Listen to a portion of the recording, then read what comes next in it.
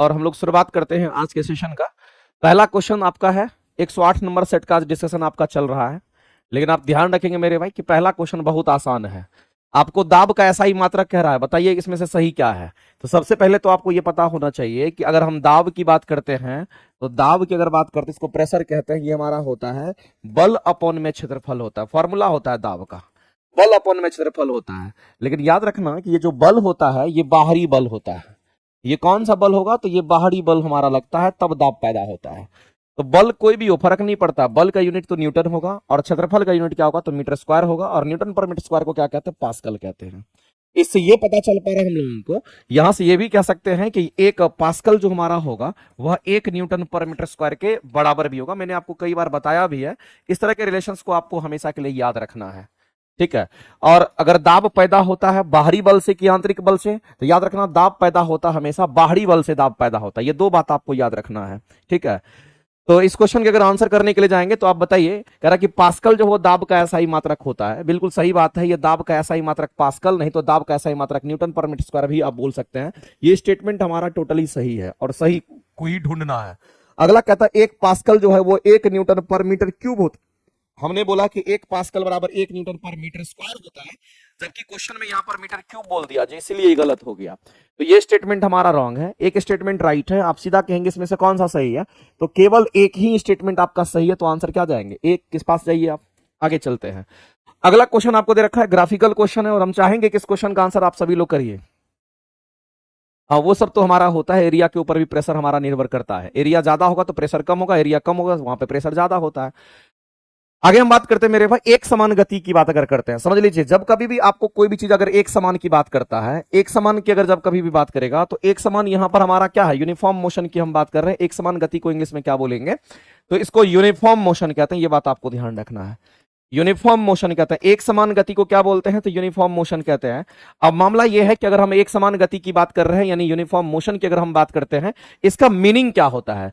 Uniform motion का मतलब होता है मेरे भाई कि किसी भी समय पर उसकी जो गति होनी चाहिए वो एक समान होना चाहिए, या फिर किसी भी जगह पर उसकी गति क्या होनी चाहिए, एक समान होनी चाहिए। किसी भी जगह पर उसकी गति क्या होनी चाहिए, तो एक समान होना चाहिए। इसका मतलब जब भी इसके ग्राफ बनेंगे, जब भी इसके ग्राफ बनेंगे मेरे बच्चों, क्योंकि ग्राफ आपसे पूछा गया, किसके किसके बीच में ग्राफ पूछा है, तो एक तो वेग और समय के बीच में ग्राफ है, दूसरा वेग और समय के बीच में ग्राफ है, तीसरा जो ग्राफ आपको यहां पर दे रखा है स्थिति और समय के बीच में ग्राफ है।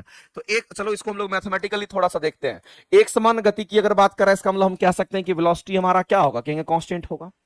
या फिर एक समान गति कह दिया तो इसका मतलब चाल हमारा क्या होगा, कहेंगे चाल हमारा यहां पर कांस्टेंट होगा। ये चाल जो है ये चाल हमारा कांस्टेंट होगा। और चाल को हम लोग क्या मान के चलते हैं, इसको हम लोग भी मान के चलते हैं, तो हम कह सकते हैं कि हमारा जो यहां पर स्पीड है वो कांस्टेंट है।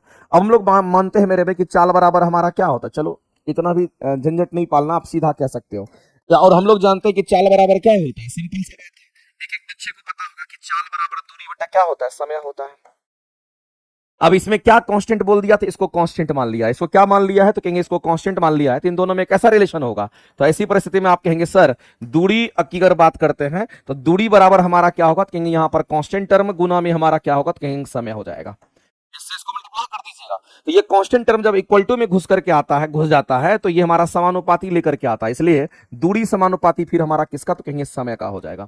दूरी समानुपाती हमारा किसका हो जाएगा, तो कहेंगे समय का हो जाएगा। और जब कभी भी समानुपाती का रिलेशन दिख जाता है तो याद रखना स्ट्रेट लाइन ग्राफ बनता है। कैसा ग्राफ बनेगा, तो आपको तुरंत समझना है मेरे भाई, ऐसी परिस्थिति में किसके किसके बीच में ग्राफ, दूरी और समय के बीच में कैसा ग्राफ होगा, तो दूरी और समय के बीच में जो ग्राफ बनेगा ये ग्राफ हमारा स्ट्रेट लाइन होगा, ये सीधी रेखा में हमारा ग्राफ बनेगा। अब यहां पर मामला ये है कि ये भी सीधी रेखा में ग्राफ है, यहां सीधी रेखा में ग्राफ है, यहां लेकिन ये डिसकंटिन्यूअस ग्राफ हमारा है। तो हम लोगों को किसके किसके बीच में ग्राफ देखना था, दूरी और समय के बीच में ग्राफ देना। और दूरी को हम स्थिति भी कहते हैं, पोजीशन भी कहते हैं। इसका मतलब कहीं ना कहीं स्थिति और समय के बीच में जो भी ग्राफ होगा वो हमारा कैसा होना, स्ट्रेट लाइन होना चाहिए। तो ये तो वेग और समय के बीच में ग्राफ है, ये वेग और समय के बीच में ग्राफ है, तो ये दोनों पॉसिबिलिटी खत्म। आप कहेंगे सर स्थिति को ही दूरी कहते हैं, दूरी को ही स्थिति कहते हैं, इसका मतलब स्थिति और समय के बीच में कैसा ग्राफ है, तो कहेंगे हमारा एक समान ग्राफ है। इसका मतलब कहीं ना कहीं ऑप्शन नंबर बी हमारा राइट हो जाएगा। ऑप्शन नंबर बी जो है ये आपका राइट हो जाएगा, इसमें कहीं से कोई दिक्कत नहीं। बताइए किसी को परेशानी है क्या, बी आंसर करेंगे कि नहीं करेक्ट। अगला बताइए, अगला क्वेश्चन कहता है कि आपको बताना है कि कौन सा स्टेटमेंट हमारा सही है।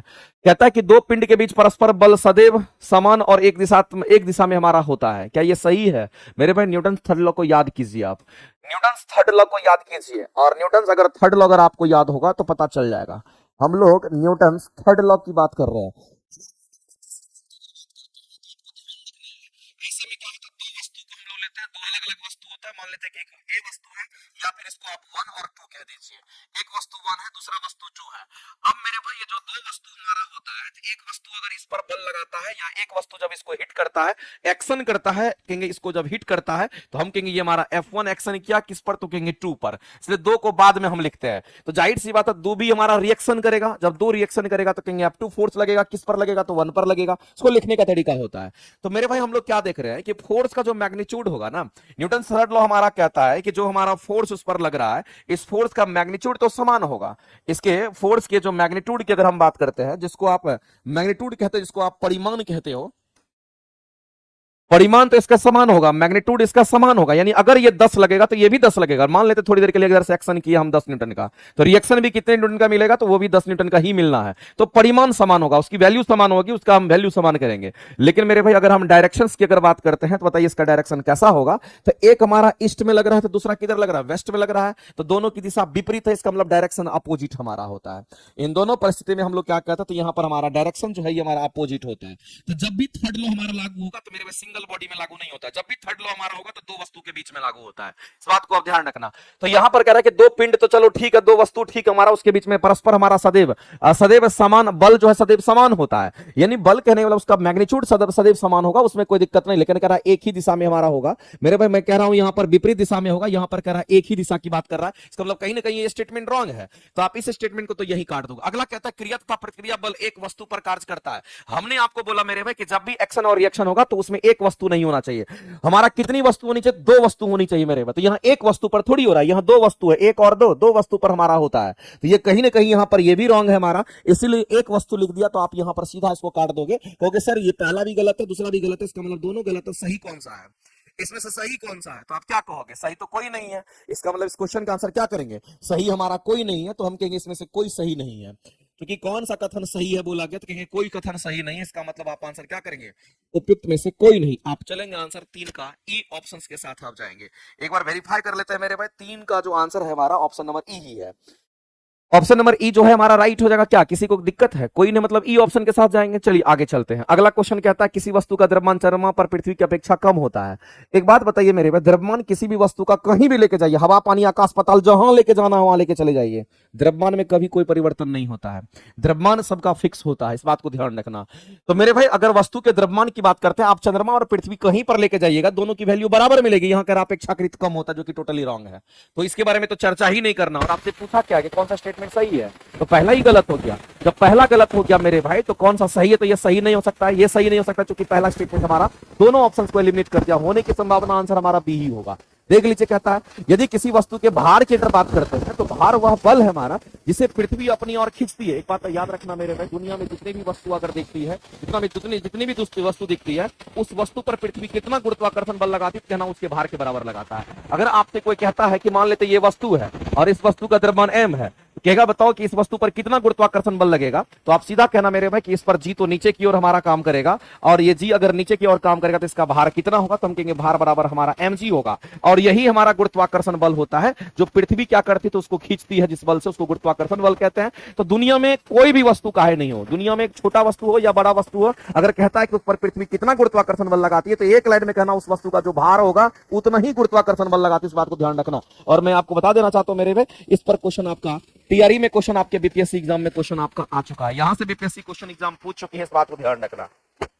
इस पर क्वेश्चंस आपके आ चुके हैं। कितना किसी भी वस्तु पर हमारा गुरुत्वाकर्षण बल लगता है, तो कहेंगे उसके भार के बराबर। उसका भार वजन कर लीजिए, कहिए उतना ही गुरुत्वाकर्षण बल लगता है। डायरेक्ट मेथड आप ये कह सकते हैं। तो मेरे भाई किसी भी वस्तु का भार वह बल है जिससे पृथ्वी अपनी ओर खींच आकर्षित करती है। और हम लोग जानते हैं जो गुरुत्वाकर्षण बल होता है ये केवल और केवल आकर्षित नेचर का होता है।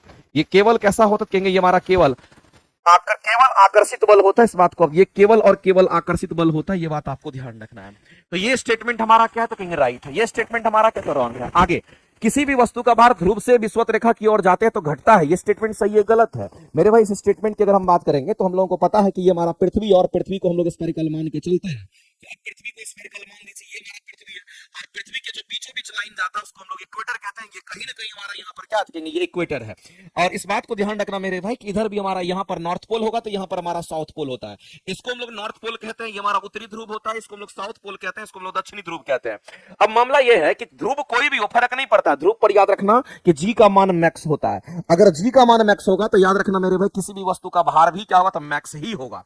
तो साउथ पोल की बात करें या नॉर्थ पोल की बात करें फर्क नहीं पड़ता, यहां पर भी जी क्या होगा, मैक्स होगा। जी मैक्स होगा तो हम कहेंगे यहां पर भार भी क्या होगा, तो सीधा आपको कि सर भार भी मैक्स होगा, क्योंकि भार बराबर mg होता है। तो ऐसी परिस्थिति में पोल कोई भी हो फर्क नहीं पड़ता, वहां पर हमें हमेशा समझते हैं कि जी का मान ज्यादा तो भार ज्यादा होता है। अब आपको समझना है कि इस लाइन को जो हम लोग देख रहे हैं, ये जो हमारा ग्रीन कलर का लाइन है, इसको हम लोग क्या कहते हैं, इसको हम लोग इक्वेटर मान लेते हैं। और यही इक्वेटर हमारा विषुवत रेखा कहलाता है, इसी को हम लोग भूमध्य रेखा के नाम से जानते हैं। और हम सबसे पहले भी आपको कहते आ रहे हैं कि भूमध्य रेखा जो हमारा होता है, यहां पर जी का मान मिनिमम होता है। अगर जी का मान अगर मिनिमम होगा तो आप ये बात समझ लीजिए, यहां पर जो हमारा भार होगा वो भी मिनिमम होगा। अगर जी का मान मिनिमम तो कहेंगे भार भी हमारा मिनिमम होगा। अब आप सोचिए, कह रहा है कि वस्तु का भार ध्रुव से विषुवत रेखा की ओर कह रहा है। ध्रुव से किधर, विषुवत रेखा के, ये ध्रुव है, यहां पर भार मैक्सिमम है, यहां पर लेकर के जाना है। इसका मतलब आप सीधा क्या करेंगे, इसको लेकर के आप यहां इधर की ओर जाएंगे, तो यहां पर भार मैक्सिमम, यहां पर भार हमारा मिनिमम हो जाएगा। चूंकि मैक्सिमम से मिनिमम हो रहा है, जी का मान मैक्सिमम से जी का मान मिनिमम हो रहा है, इसका मतलब भार मैक्सिमम से भार मिनिमम हो जाएगा। तो बताइए मेरे भाई कि किसी भी वस्तु का जो भार होगा वो ध्रुव से विषुवत रेखा की ओर घटा कि नहीं घटा, बिल्कुल घटा है। इसका मतलब ये भी स्टेटमेंट हमारा राइट है। तो हमने आपको क्या बोला था, ऑप्शन एलिमिनेशन भी आपको आना चाहिए। तो आप एक ऑप्शन अगर काट दिए थे तो आपको दो ऑप्शन एलिमिनेट हो गया था, आंसर होने की संभावना यही थी। और आपने जब वेरीफाई किया तो आंसर आपके यही 2 और 3 निकल करके आया। कभी अगर जल्दीबाजी में क्वेश्चन को सॉल्व करना होता तो ऐसे ही क्वेश्चन को सॉल्व करना है। जहां आपको लगता है, जिस भी क्वेश्चन में आपको लगता है कि हमको ऑप्शन एलिमिनेशन अपनाना है, उसको जरूर करिए, उससे काफी बेनिफिट आपको होना है। आगे चलते हैं। अगला कहता है मेरे भाई बर्नौली की अगर बात करता तो ये बहुत ही प्यारा क्वेश्चन है, इस बात को आप ध्यान रखना। और शायद अभी तक में अगर क्वेश्चन जो भी पूछा गया है, नहीं पूछा गया तो जो बता रहे हैं इसको जरूर पढ़िएगा। हम बर्नौली प्रमेय की अगर बात करते हैं, जो बर्नौली हमारा थ्योरम होता है या बर्नौली जो इक्वेशन हमारा होता है, उसके लिए कुछ कंडीशन होता है और उस कुछ शर्त को आपको याद रखना पड़ेगा, तभी वहां पर बर्नौली लगता है। सबसे पहला शर्त हमारा क्या होना चाहिए, सबसे पहला जो हमारा शर्त होता है मेरे भाई, हम लोग कहते हैं असंपीड्य पदार्थ होना चाहिए, संपीड्य नहीं होना चाहिए। बर्नौली उसी द्रव पदार्थ में लगेगा, बर्नौली उसी द्रव पदार्थ में लगेगा जो कैसा होगा। और हम लोग जानते हैं गैस तो हमारा संपीड्य पदार्थ होता है, गैस में बर्नौली अप्लाई नहीं होता है। बर्नौली जब भी अप्लाई होगा तो द्रव में होगा, लेकिन वो द्रव कैसा होना चाहिए, असंपीड्य होना चाहिए। ये कैसा होना चाहिए मेरे भाई, तो कहेंगे ये हमारा असंपीड्य द्रव पदार्थ होना चाहिए। इस बात को आप ध्यान रखना, बर्नौली जब भी लगेगा तो असंपीड्य द्रव पदार्थ में लगेगा। और असंपीड्य को कहते हैं इनकंप्रेसिबल फ्लूइड कहते हैं। और याद रखना, अगर कोई असंपीड्य पदार्थ होता है उसकी डेंसिटी कांस्टेंट होती है, ये याद रखना मेरे भाई। इस बात को, ये क्वेश्चंस कई बार पूछा गया है, यानी उसका घनत्व जो होता है वो हमारा कांस्टेंट होता है। उसका घनत्व क्या होता है, कहेंगे कांस्टेंट। कोई भी अगर असंपीड्य पदार्थ है उसका घनत्व क्या होगा, कांस्टेंट। डायरेक्ट एग्जाम में पूछता है ये रिलेशन, इस बात को हमेशा याद रखिएगा, एग्जाम में डायरेक्ट रिलेट करके पूछता है। दूसरी बात आपको ध्यान रखना मेरे भाई कि बर्नौली हमारा विक्षुब्ध प्रवाह में लगता है। विक्षुब्ध प्रवाह में किसको कहते हैं, जैसे मान लेते हैं कि चिमनी से धुआं निकलता है, तो चिमनी से जब धुआं निकलता है तो पहले देखिए लेयर बाय लेयर निकलता है, बाद में इधर उधर फैल जाता है। जब बाद में इधर उधर फैलता है तो उसी को विक्षुब्ध प्रवाह कहते हैं। लेकिन जब लेयर बाय लेयर निकलता है तो उसको लेमिनार फ्लो कहते हैं। इस बात को ध्यान रखना। तो मेरे भाई इस बात को ध्यान रखना कि हमारा जो बर्नौली प्रमेय हमारा तो वही लगेगा जहां पर कह सकते हैं कि द्रव का जो फ्लो होगा वो लेमिनार होगा। द्रव का फ्लो कैसा होना चाहिए, क्योंकि यहां पर वही लगेगा जहां पर द्रव का फ्लो लेमिनार हो। इस बात को ध्यान रखना, जहां पर द्रव का फ्लो कैसा हो तो लेमिनार हो। और लेमिनार कहने का मतलब आप समझ रहे हैं, लेमिनार कहने का मतलब लेयर बाय लेयर फ्लो हो। इस बात को ध्यान रखना। जैसे हमारे शरीर में, हमारे वेन में जो ब्लड का फ्लो होता है वो लेमिनार होता है।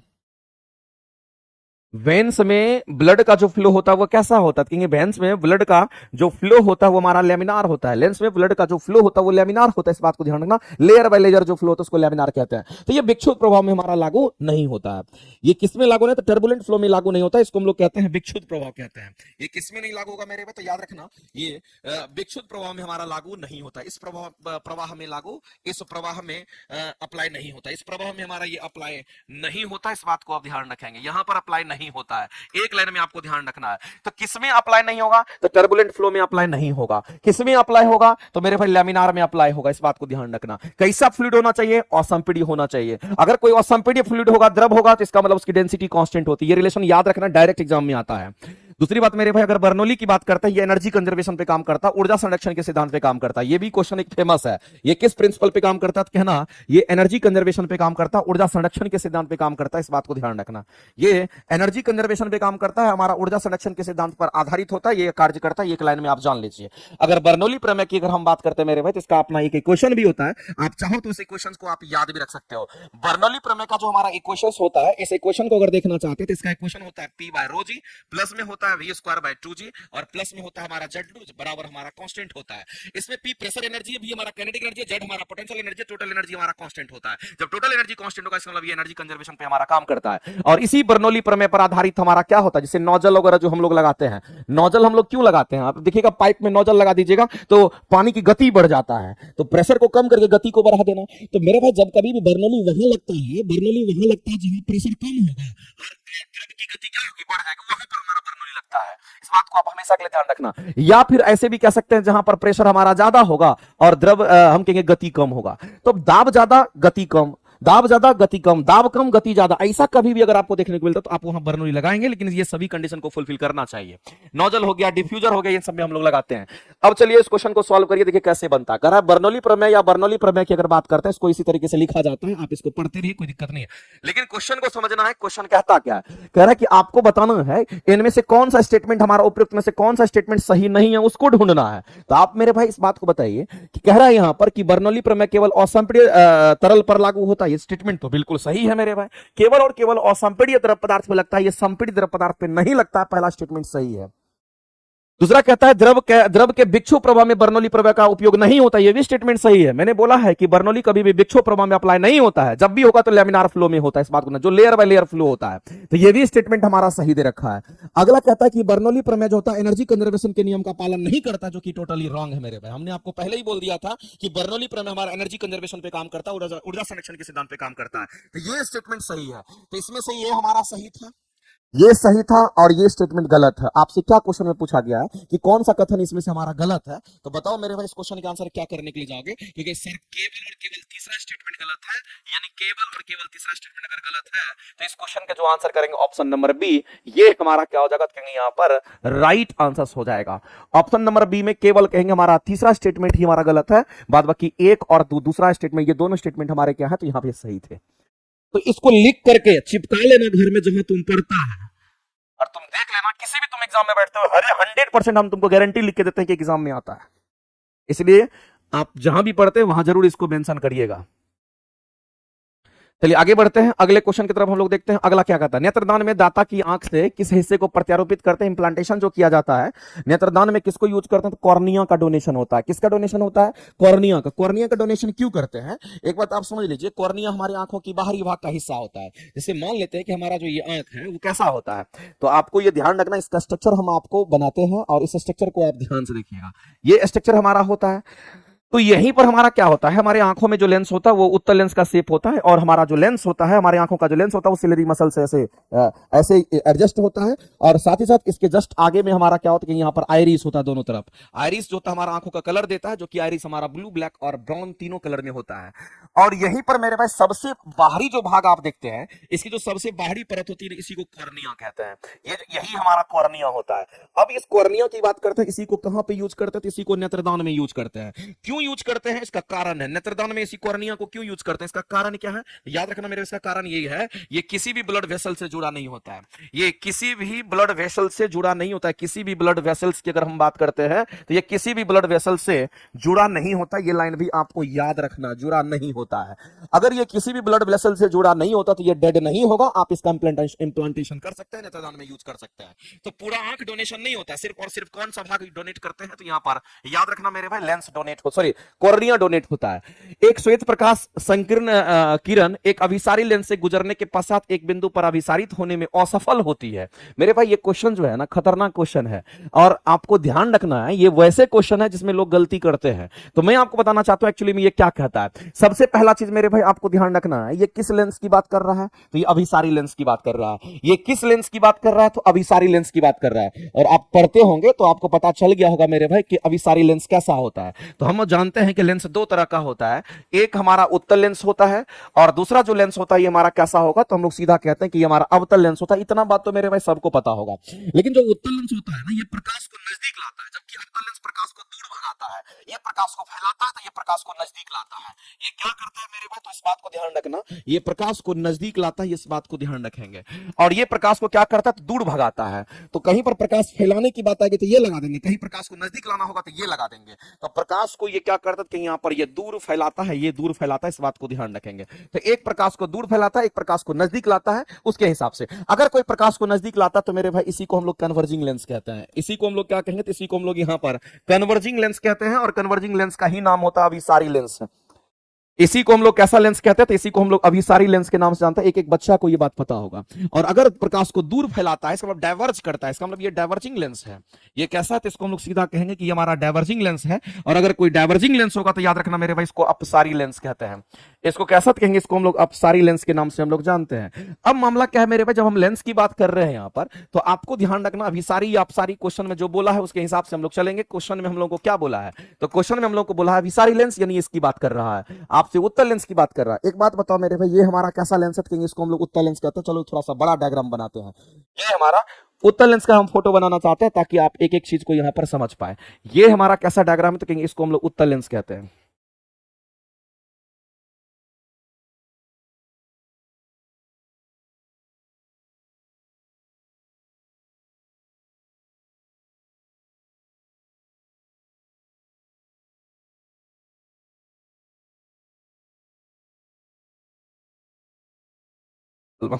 हेलो, हाँ तो आपको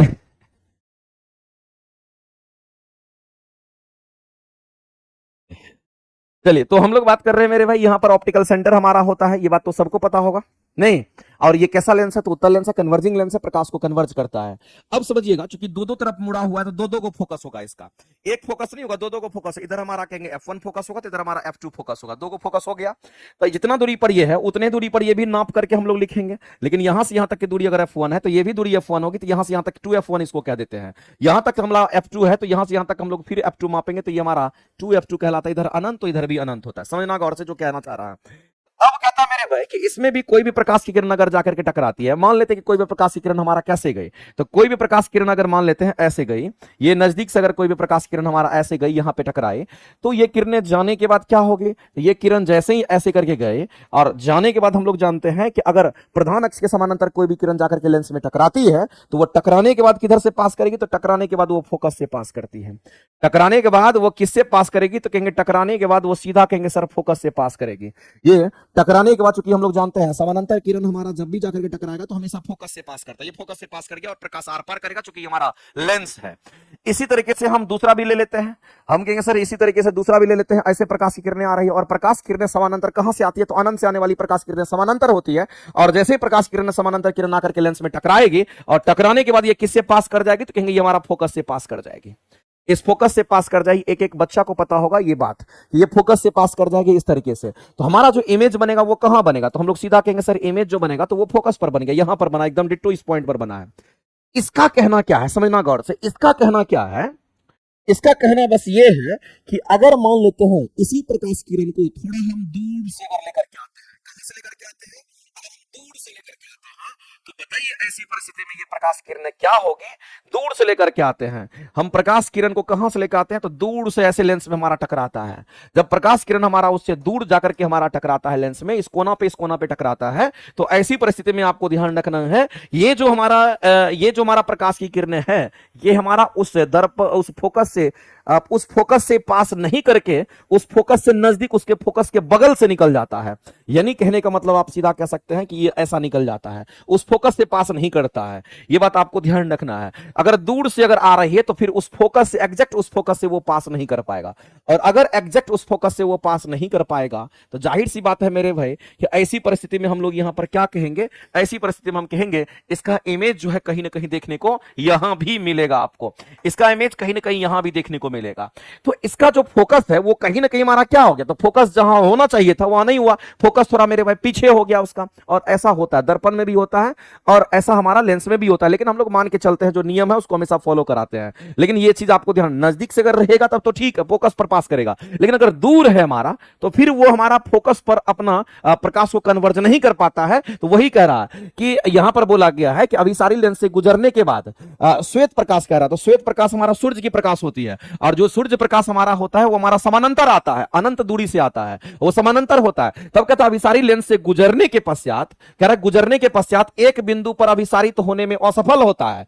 तो एक बिंदु पर अभिसारित होने में असफल होता है तो हम कहेंगे वो पहले ही हमारा क्या हो जाता है, तो कहेंगे यहां पर अभिसारित हो जाता है। इसमें आपको पता चल पा रहा होगा कि एक इमेज हमारा बनना चाहिए थोड़ा सा आगे, लेकिन वो पहले बन जाता है। इसी को हम लोग क्या कहते हैं, तो इसी को हम लोग बोलते हैं एब्रेशन। इसी को हम लोग क्या बोलते हैं, एब्रेशन। इसी को विपथन कहते हैं, वर्णीय विपथन के नाम से इसको हम लोग जानते हैं। इसी को वर्णीय विपथन कहते हैं। मेरे भाई इस चीज को आप लिख लीजिएगा, नोट कर लीजिएगा, इसका मीनिंग ये होता है, और हमको लगता है कि आपको याद भी रहेगा, आपको याद भी रहेगा, इस बात को आप ध्यान रखना, ठीक है। इसी को हम लोग यहां पर वर्णीय विपथन के नाम से हम लोग जानते हैं। और पोलराइजेशन की जो घटना होती है, याद रखना मेरे भाई, ये जो ध्रुवीकरण हमारा होता है ये केवल और केवल प्रकाश में होता है। केवल और केवल किस में होगा, तो केवल और केवल ये प्रकाश में ध्रुवीकरण होता है। मेरे भाई याद रखना, ध्वनि का ध्रुवीकरण नहीं होता है, ध्वनि का ध्रुवीकरण नहीं होता, यह बात आपको ध्यान रखना। ध्वनि का ध्रुवीकरण नहीं होता है। किसका ध्रुवीकरण नहीं होता है, तो ध्वनि का ध्रुवीकरण नहीं होता, यह बात आपको ध्यान रखना। किसका ध्रुवीकरण होगा, तो प्रकाश का ध्रुवीकरण, ध्वनि का ध्रुवीकरण नहीं होता है। और डिफ्रैक्शन जब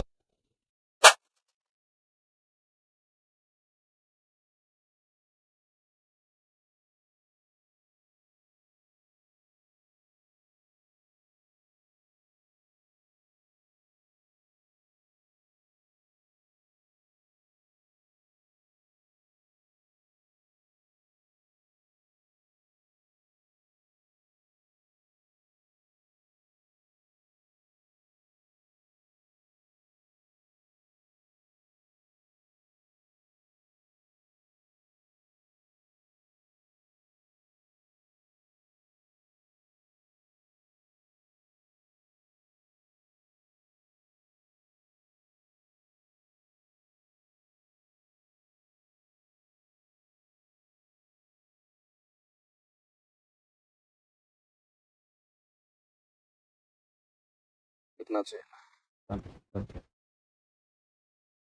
चलिए चलिए, मेरी आवाज ग्रेफाइट हमारा राइट आंसर हो जाएगा। चलिए आगे चलते हैं। अगला क्वेश्चन हमारा क्या, बैटरी खत्म हो गया था। चलिए आगे चलते हैं। अगला क्वेश्चन कहता है कि पेंसिल का जो लेड होता है उसमें बनाने के लिए हम किसका इस्तेमाल करते हैं, ग्रेफाइट का करते हैं। और एक बात याद रखना मेरे भाई, जो ग्रेफाइट हमारा होता है उसको हम लोग क्या करते हैं, समझना, एक अच्छा चीज हम आपको लोग बताते हैं।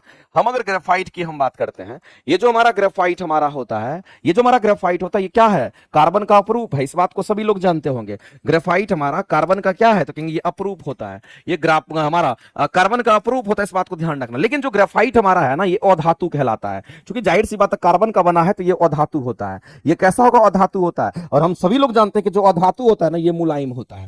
अधातु जनरली कैसा होता है, तो कहीं मुलायम होता है, इस बात को आप ध्यान रखना। अधातु जनरली कैसा होगा, तो मुलायम होता है। जबकि यही चीज अगर हम डायमंड के पास अगर हम चलते हैं, तो एक बात याद रखना मेरे भाई, जो डायमंड जिसको हम लोग हीरा कहते हैं, ये हीरा भी हमारा कार्बन का ही बना होता है। ये भी हीरा हमारा कार्बन का अपरूप होता है, इस बात को हम सभी लोग जानते हैं। ये कार्बन का अपरूप ही होता है, इस बात को ध्यान रखना। लेकिन ये डायमंड भी हमारा क्या, अधातु, चूंकि कार्बन से बना है तो ये भी हमारा अधातु है, ये भी हमारा अधातु, इस बात को ध्यान रखना। लेकिन ये जो डायमंड होता है मेरे भाई, ये मुलायम होता है, तो ये हमारा कठोर होता है। ये मुलायम होता है तो ये हमारा कठोर होता है। दोनों में डिफरेंस है, इस बात को ध्यान रखना। डायमंड हमारा हार्ड होता है, जबकि मेरे भाई यहाँ पर ग्रेफाइट हमारा कैसा होता है, मुलायम। याद रखना चाहिए, क्योंकि क्वेश्चन आता है। ये विद्युत धारा और उष्मा दोनों का संचरण करेगा, जबकि ये केवल और केवल उष्मा का संचरण करता है। ये विद्युत धारा का संचरण नहीं करता, क्योंकि इसके पास मुक्त इलेक्ट्रॉन नहीं होता है। इसके पास मुक्त इलेक्ट्रॉन होगा, इसलिए दोनों काम करता है। चलिए आगे चलते हैं। अगला क्वेश्चन कह रहा है, निष्क्रिय गैस प्रदर्शित करती है किसको। एक बात बताइए मेरे भाई, अगर हम निष्क्रिय गैस की बात करते हैं, हम किस गैस की बात करते हैं, यदि हम यहाँ पर अगर निष्क्रिय गैस की अगर हम बात करते हैं, तो जो निष्क्रिय गैस हमारा होता है उसी को अक्रिय गैस कहते हैं। जो निष्क्रिय गैस होता है उसी को अक्रिय गैस कहते हैं। और निष्क्रिय गैस का जो ऑक्टेट हमारा होता है, निष्क्रिय गैस का जो ऑक्टेट हमारा होता है, ये ऑक्टेट हमारा कंप्लीट होता है। इसके ऑक्टेट की अगर हम बात करते हैं, इसका ऑक्टेट कंप्लीट होता है। ये बात एक एक बच्चा को पता होगा कि अगर कोई निष्क्रिय गैस है तो उसका ऑक्टेट कंप्लीट होता है, उसका अष्टक भरा हुआ रहता है। अगर मेरे भाई किसी का ऑक्टेट कंप्लीट होता है तो याद रखना ऐसे केस में जो इलेक्ट्रॉन का पेयरिंग हम लोग करते हैं और बाउ प्रिंसिपल से जब हम लोग उसको सजाते हैं तो ये पेयर्ड इलेक्ट्रॉन हमारा होता है। अगर किसी का ऑक्टेट कंप्लीट है तो समझ लेना मेरे भाई इसमें हमारा कैसा इलेक्ट्रॉन होगा, तो इसमें हमारा पेयर्ड इलेक्ट्रॉन होता है।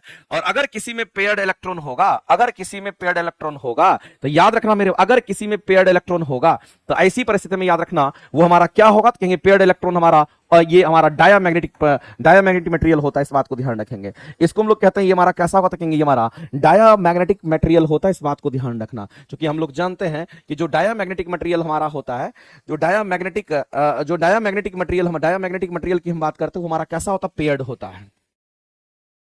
जो डायामैग्नेटिक मटेरियल हमारा होता है वो पेयर्ड होता है, उसमें पेयर्ड इलेक्ट्रॉन होते हैं। और ये चीज मेरे भाई बड़ा काम का चीज है, चेक करने का तरीका आपके पास है। आप क्या करिएगा, आप जैसे ही मेरे भाई जैसे मान लेते हैं हमारे पास क्या है, एक एग्जांपल ले लीजिए, देखिए कैसे बनता है। अगर हम एग्जांपल लिए और हम कह दिए हीलियम, बताइए हीलियम की परमाणु संख्या कितनी होती है? हीलियम की परमाणु संख्या तो 2 होगा। अगर हीलियम की परमाणु संख्या 2 होगा तो जाहिर सी बात इसका स्ट्रक्चर अगर कॉन्फ़िगरेशन लिखेंगे तो 1s2 लिखेंगे। इसका मतलब s में हमारा एक ही डब्बा बनता है, तो इसमें 2 इलेक्ट्रॉन को सजाना है तो एक उल्टा एक हमारा ऐसा हो जाएगा। तो इसमें 2 इलेक्ट्रॉन हो गए, दोनों पेयरिंग में है, एक क्लॉकवाइज दूसरा एंटी क्लॉकवाइज, दोनों एक दूसरे को कैंसिल आउट कर देता है। और ऐसी परिस्थिति में हमारा डायपोल मोमेंट भी 0 होता है। इसका डायपोल नेट डायपोल मोमेंट भी 0 हो जाता है, क्योंकि अपोजिट स्पीड में हमारा होता है और ये हमारा पेयर्ड में होता है। ये कैसा है तो मेरे भाई हमारा यहां पर कहेंगे यहां इसमें पेयर्ड इलेक्ट्रॉन है। अगर किसी में पेयर्ड इलेक्ट्रॉन है तो याद रखना मेरे भाई ये डायामैग्नेटिक मटेरियल होगा। ये कैसा होगा, तो ये हमारा डायामैग्नेटिक मटेरियल में होगा, इस बात को ध्यान रखना मेरे भाई। तो आप सीधा कहोगे कि निष्क्रिय गैस की बात करते हैं, निष्क्रिय गैस में जितने भी एलिमेंट हमारे होंगे वो सभी के सभी उसके इलेक्ट्रॉन पेयर्ड में होंगे, ये बात सबको पता होगा। इसका मतलब सीधा आप सीधा कहेंगे कि अगर कभी भी अगर हमारे सामने निष्क्रिय गैस आ जाता, हीनी और कर्जेरन कोई भी एलिमेंट अगर आ गया, समझ लेना वो हमारा कैसा है, तो डायामैग्नेटिक मटेरियल होगा, जिसको प्रतिचुंबकीय पदार्थ कहते हैं। जिसको कैसा पदार्थ कहेंगे, तो प्रतिचुंबकीय पदार्थ कहते हैं। ये बात आपको मेरे भाई किसी भी सूरत में याद रखना चाहिए। और एग्जांपल भी हम आपको बता देते हैं, इसका एग्जांपल और याद रखिएगा। जैसे आपको याद रखना है, ये तो तरीका बता दिए चेक करने का, सोना हो गया, ये भी याद रखना, चांदी हो गया, हवा हो गया, या फिर हम कहेंगे पानी की बात करते हैं, या फिर हम लोग यहां पर बिस्मथ की बात करते हैं, या फिर मरकरी की बात कर लेते हैं। तो ये सब मेरे भाई एटसेट्रा, ये सब भी हमारा क्या तो कहेंगे डायमैग्नेटिक मटेरियल होता है। सबसे खराब अगर मैग्नेटिक प्रॉपर्टी होती तो इसी में होता है। और इसका डायपोल मोमेंट भी हमारा क्या होता है, कहेंगे 0 होता है। अगर डायमैग्नेटिक मटेरियल कहेंगे तो याद रखना इसका डायपोल मोमेंट क्या होता है, इसमें कोई डायपोल नहीं होता है। इसमें डायपोल मोमेंट की अगर हम बात करते हैं तो इसमें डायपोल मोमेंट 0 होता है, क्योंकि इसके जो भी इलेक्ट्रॉन होते हैं वो पेयरिंग में होते हैं, इसलिए डायपोल मोमेंट की वैल्यू 0 होती है। लेकिन मेरे भाई अगर हम पैरामैग्नेटिक मटेरियल की बात करें और फेरोमैग्नेटिक मटेरियल की बात अगर करते हैं तो ये दोनों अनपेयर्ड होता है। ये कैसा होगा, अनपेयर्ड हमारा होता है। और जो फेरोमैग्नेटिक मटेरियल हमारा होता है सबसे अच्छा चुंबकीय गुण वाला होता है, इसमें डायपोल मोमेंट हमारा प्रेजेंट होता है, इसमें डायपोल मोमेंट हमारा पैदा किया जाता है। इसमें तो डायपोल मोमेंट 0 होता है। सबसे अधिक डायपोल मोमेंट अगर किसी में होता है तो हमारा फेरोमैग्नेटिक मटेरियल में होता है। इस बात को आप ध्यान रखना मेरे भाई, हमेशा अनपेयर्ड इलेक्ट्रॉन ही आपको मिलेगा इसमें। तो ये इस क्वेश्चन का जो आंसर करेंगे ऑप्शन नंबर हमारा क्या हो जाएगा, बी करेक्ट हो जाएगा। ध्यान रखना। इस तरीके से आगे चलते हैं। किसी ध्वनि का जो पिच होता है वो किस पर निर्भर करता है? हम सभी लोग जानते हैं जब कभी भी हम पिच की बात करते हैं, किसकी बात कर रहे हैं, पिच की बात करते हैं। पिच हमारा केवल और केवल किस पर निर्भर करता है, तो फ्रीक्वेंसी पर। केवल और केवल किस पर, ये केवल और केवल फ्रीक्वेंसी पर निर्भर करता है। ये बात मेरे भाई किसी भी सूरत में आपको याद रखना। ये केवल और केवल, यहां वनली लिख देते हैं तब तो होगा, ये वनली लिख दिए, केवल और केवल, दूसरा किसी पैरामीटर पर ये निर्भर नहीं करता है। अब मेरे भाई इस क्वेश्चन के आंसर आपके गलत दे रखे थे। अगर हम ध्वनि के पिच की अगर बात करते हैं किस पर निर्भर करेगा, तो केवल और केवल आवृत्ति पर करेगा, इसलिए आंसर करेंगे ये। अगर किसी का मान लेते कि फ्रीक्वेंसी अगर ज्यादा होता है तो आपको ध्यान रखना उसका पिच ज्यादा होगा। अगर उसकी पिच ज्यादा होगा तो आवाज पतली निकलती है। आवाज कैसी निकलती है, तो कहेंगे आवाज पतली होती है। फीमेल में ऐसा देखने को मिलता है, ऐसा मेरे भाई फीमेल में देखने को मिलता है, उसकी आवाजें पतली होती है। जबकि अगर मेल की बात करते हैं कैसा होगा, तो हम लोग कहेंगे पिच समानुपाती हमारा फ्रीक्वेंसी का ही है। तो यहां पर फ्रीक्वेंसी क्या होता है, कहेंगे अगर कम होगा, फ्रीक्वेंसी कम होगा तो हम कहेंगे पिच भी कम होगा। जब पिच कम होगा तो मेरे भाई इसको पिच कह रहे हैं हम, ये इसको पिच कह रहे हैं, इस बात को ध्यान रखना। पी हमारा पिच है, पी हमारा पिच है। तो अगर पिच हमारा कम हो जाएगा तो ऐसी परिस्थिति में हम लोग को कहना यहां पर आवाज मोटी हो जाती है। आवाज कैसा हो जाता है, कहेंगे आवाज मोटी हो जाती है। और जब आवाज मोटी होती है तो ये किस में होता है, औरत जो भी मेल पर्सन होते हैं उसमें ऐसा होता है, ये ध्यान में रखना आपको। तो ये हमारा, और पिच हमारा केवल और केवल किस पर निर्भर करता है, तो केवल और केवल फ्रीक्वेंसी पर करता है। याद रखना मेरे भाई, कभी भी एम्पलीट्यूड हमारा नहीं होगा। एम्पलीट्यूड किस पर निर्भर करता है वो भी जान लीजिए। अगर हम लोग यहां पर बात करते हैं किसका, लाउडनेस के बारे में, हम लोग जानते हैं साउंड में लाउडनेस होता है कि नहीं होता है। अगर हम यहां पर लाउडनेस की बात करते हैं तो ये लाउडनेस समानुपाती होता है हमारा किसका, तो कहेंगे एम्पलीट्यूड के स्क्वायर का समानुपाती होता है। जितना ज्यादा एम्पलीट्यूड का होगा उतना ही ज्यादा लाउड होगा, इस बात को ध्यान रखना। तो मेरे भाई लाउडनेस किस पर निर्भर करता है, तो कहेंगे एम्पलीट्यूड पर निर्भर करता है। जबकि पिच किस पर करेगा, तो केवल और केवल हम कहेंगे आवृत्ति पर करता है। इसीलिए इस क्वेश्चन का अगर आंसर करने के लिए जाएंगे तो आप सीधा कहेंगे ऑप्शन नंबर बी के अलावा दूसरा कोई नहीं होगा। इस क्वेश्चन का गलत आंसर दे रखा था, आप सही कर लीजिएगा। इस क्वेश्चन का जो आंसर दे रखा था वो आपका रॉन्ग दे रखा था, लेकिन आपको सही कर लेना। आगे चलते हैं मेरे भाई, किसी तारे के द्वारा उत्सर्जित, अगर तारा बोले या फिर आपको सूर्य बोले, सूर्य और तारा के द्वारा जो उत्सर्जित प्रकाशीय किरणें होती है उसमें न्यूक्लियर फ्यूजन रिएक्शन होता है। ये बात आपको ध्यान रखना है। नाभिक के संलयन अभिक्रिया होती है, सूर्य में भी संलयन होता है और तारा में भी हमारा संलयन होता है। इस बात को ध्यान रखना मेरे। तो यहाँ पर फ्यूजन की बात करेंगे, यहाँ तो बर्निंग वर्निंग दे रखा है, तो हमारा ऐसे भी नहीं होगा। तो कहेंगे नाभिक के मिलने से, और फ्यूजन में हम लोग जानते हैं कि छोटे छोटे नाभिक मिलकर के बड़े नाभिक का निर्माण करता है, उसको हम लोग फ्यूजन रिएक्शन कहते हैं। इसलिए नाभिकों के मिलन बोला है, यानी कि फ्यूजन ऑफ न्यूक्लियस बोला है। इस बात को ध्यान रखना। छोटे छोटे नाभिक क्या होते हैं, तो छोटे छोटे नाभिक मिलकर के बड़े नाभिक का निर्माण करते हैं। इसको हम लोग यहाँ पर नाभिकीय संलयन अभिक्रिया के नाम से जानते हैं। और नाभिकीय संलयन हमारा कहां पे होता है, तारा में भी होगा, स्टार में भी होगा, साथ साथ सूर्य में भी होता है। आगे चलते हैं, कौन सा कथन हमारा अर्धचालक में विद्युत चालन के लिए सत्य है। तो मेरे भाई इस बात को आप ध्यान रखना, दो तीन चीज हम आपको बताते हैं। विद्युत धारा के प्रवाह की अगर हम बात करते हैं, और मैंने बताया भी था क्लास वगैरह में, अगर हम विद्युत धारा के प्रवाह की बात करते हैं तो विद्युत धारा का जो प्रवाह हमारा होता है, इसके रीजन आप समझिएगा। विद्युत धारा का प्रवाह मेरे भाई अगर किसी चालक में होता है, किसमें होगा, किसी कंडक्टर में होता है या किसी चालक में होता है, तो याद रखना मुक्त इलेक्ट्रॉन के कारण होता है। सबसे पहला क्वेश्चन ये है, किसके कारण होगा, तो इलेक्ट्रॉन नहीं बोलेंगे, इसको मुक्त इलेक्ट्रॉन कहेंगे। ये किसके कारण, तो चालक में विद्युत धारा का प्रवाह होगा तो मुक्त इलेक्ट्रॉन के कारण होगा। दूसरी बात मेरे भाई आपको ध्यान रखना है कि किसी अर्धचालक की अगर बात कर लेता है, किसी सेमीकंडक्टर की बात कर लेता है, सेमीकंडक्टर की बात करता, चालक की बात करता, तो याद रखना इसमें हमारा मुक्त इलेक्ट्रॉन तो होगा ही होगा, इसमें मुक्त इलेक्ट्रॉन तो होगा ही होगा। मुक्त इलेक्ट्रॉन के साथ साथ इसमें याद रखना मेरे भाई होल्स के कारण भी होता है। किस कारण, तो होल्स के कारण भी होता है। जैसे अगर किसी भी सेमीकंडक्टर को अगर देखिएगा तो सेमीकंडक्टर हमारा पी टाइप और एन टाइप होता है, उसमें आप देखिएगा होल भी होता है, ऐसे करके होल भी होगा। और उसी में क्या होगा, तो इलेक्ट्रॉन भी हमारा होता है, इलेक्ट्रॉन भी हमारा होता है, इलेक्ट्रॉन भी हमारा मौजूद होता है। इसको तो अगर कोई सेमीकंडक्टर है तो उस सेमीकंडक्टर चालक में हमारा होल भी होता है और यहां पर इलेक्ट्रॉन भी होता है, और दोनों के द्वारा वहां पर हमारा क्या होता है, कहेंगे विद्युत धारा प्रवाह होता है। तो इसमें हमारा अर्धचालक में मुक्त इलेक्ट्रॉन के साथ साथ हम होल्स दोनों कहेंगे। इस बात को ध्यान रखना मेरे भाई। और तीसरा जो स्टेटमेंट हमारा है, किसी सॉल्यूशंस की हम बात करते हैं, हम किसी विलियन की बात करते हैं, किसी सॉल्यूशन की बात करते हैं, तो याद रखना है अगर हम किसी विलियन की बात करते हैं, किसी सॉल्यूशन की बात करते हैं, इसमें विद्युत धारा का प्रवाह किसके कारण होगा, तो कहेंगे यहां पे आयन के कारण होता है।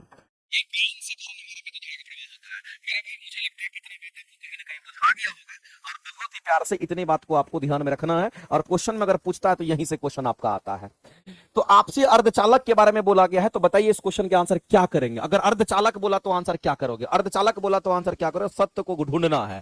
तो आप सीधा कहोगे सर तो इसमें इलेक्ट्रॉन और होल्स दोनों हो जाएगा, यानी ऑप्शन नंबर सी के साथ जाएंगे, और सी ऑप्शन ही हमारा क्या होगा, तो कहेंगे राइट होगा, क्योंकि इसमें दोनों हमारा मौजूद होता है। अगर एन टाइप सेमीकंडक्टर होता है तो उसमें याद रखना इलेक्ट्रॉन की संख्या ज्यादा, होल की संख्या कम होती है। अगर पी टाइप सेमीकंडक्टर होता है तो होल ज्यादा होगा, हमारा इलेक्ट्रॉन्स कम होता है। बस यही हमारा वहां पर फंडा होता है, और दूसरा कोई फंडा नहीं है। तो इतना चीज आपको याद रखना चाहिए। अगला कहता है ध्वनि तरंगों से संबंधित हमारे कौन से स्टेटमेंट सही है वो आपको बताने हैं। एक बात बताइए मेरे भाई, हम अगर ध्वनि तरंग की अगर बात करते हैं, सबसे अधिक ध्वनि की गति कहां होती है। अगर हम ध्वनि की अगर बात करते हैं तो एक बात जान लीजिए मेरे भाई कि ध्वनि की अगर बात करते हैं, ध्वनि का जो गमन होता है वो कैसे होता है। याद रखना ध्वनि जो गमन करती है वो हमारा, इस बात को ध्यान रखना, जब भी ध्वनि कभी भी चलेगा तो ध्वनि जब गमन करता है डिस्टर्बेंस के कारण गमन करता है। इस बात को हमेशा याद रखना। ये किसके कारण करेगा, तो कहेंगे सीधा कहेंगे ये हमारा डिस्टरबेंस के कारण हमारा ध्वनि गति करती है। ये बात आपको ध्यान रखना है। दूसरी बात ध्यान रखना मेरे भाई कि जो ध्वनि हमारा होता है, इसको गमन करने के लिए क्या चाहिए, तो इसको गमन करने के लिए माध्यम चाहिए।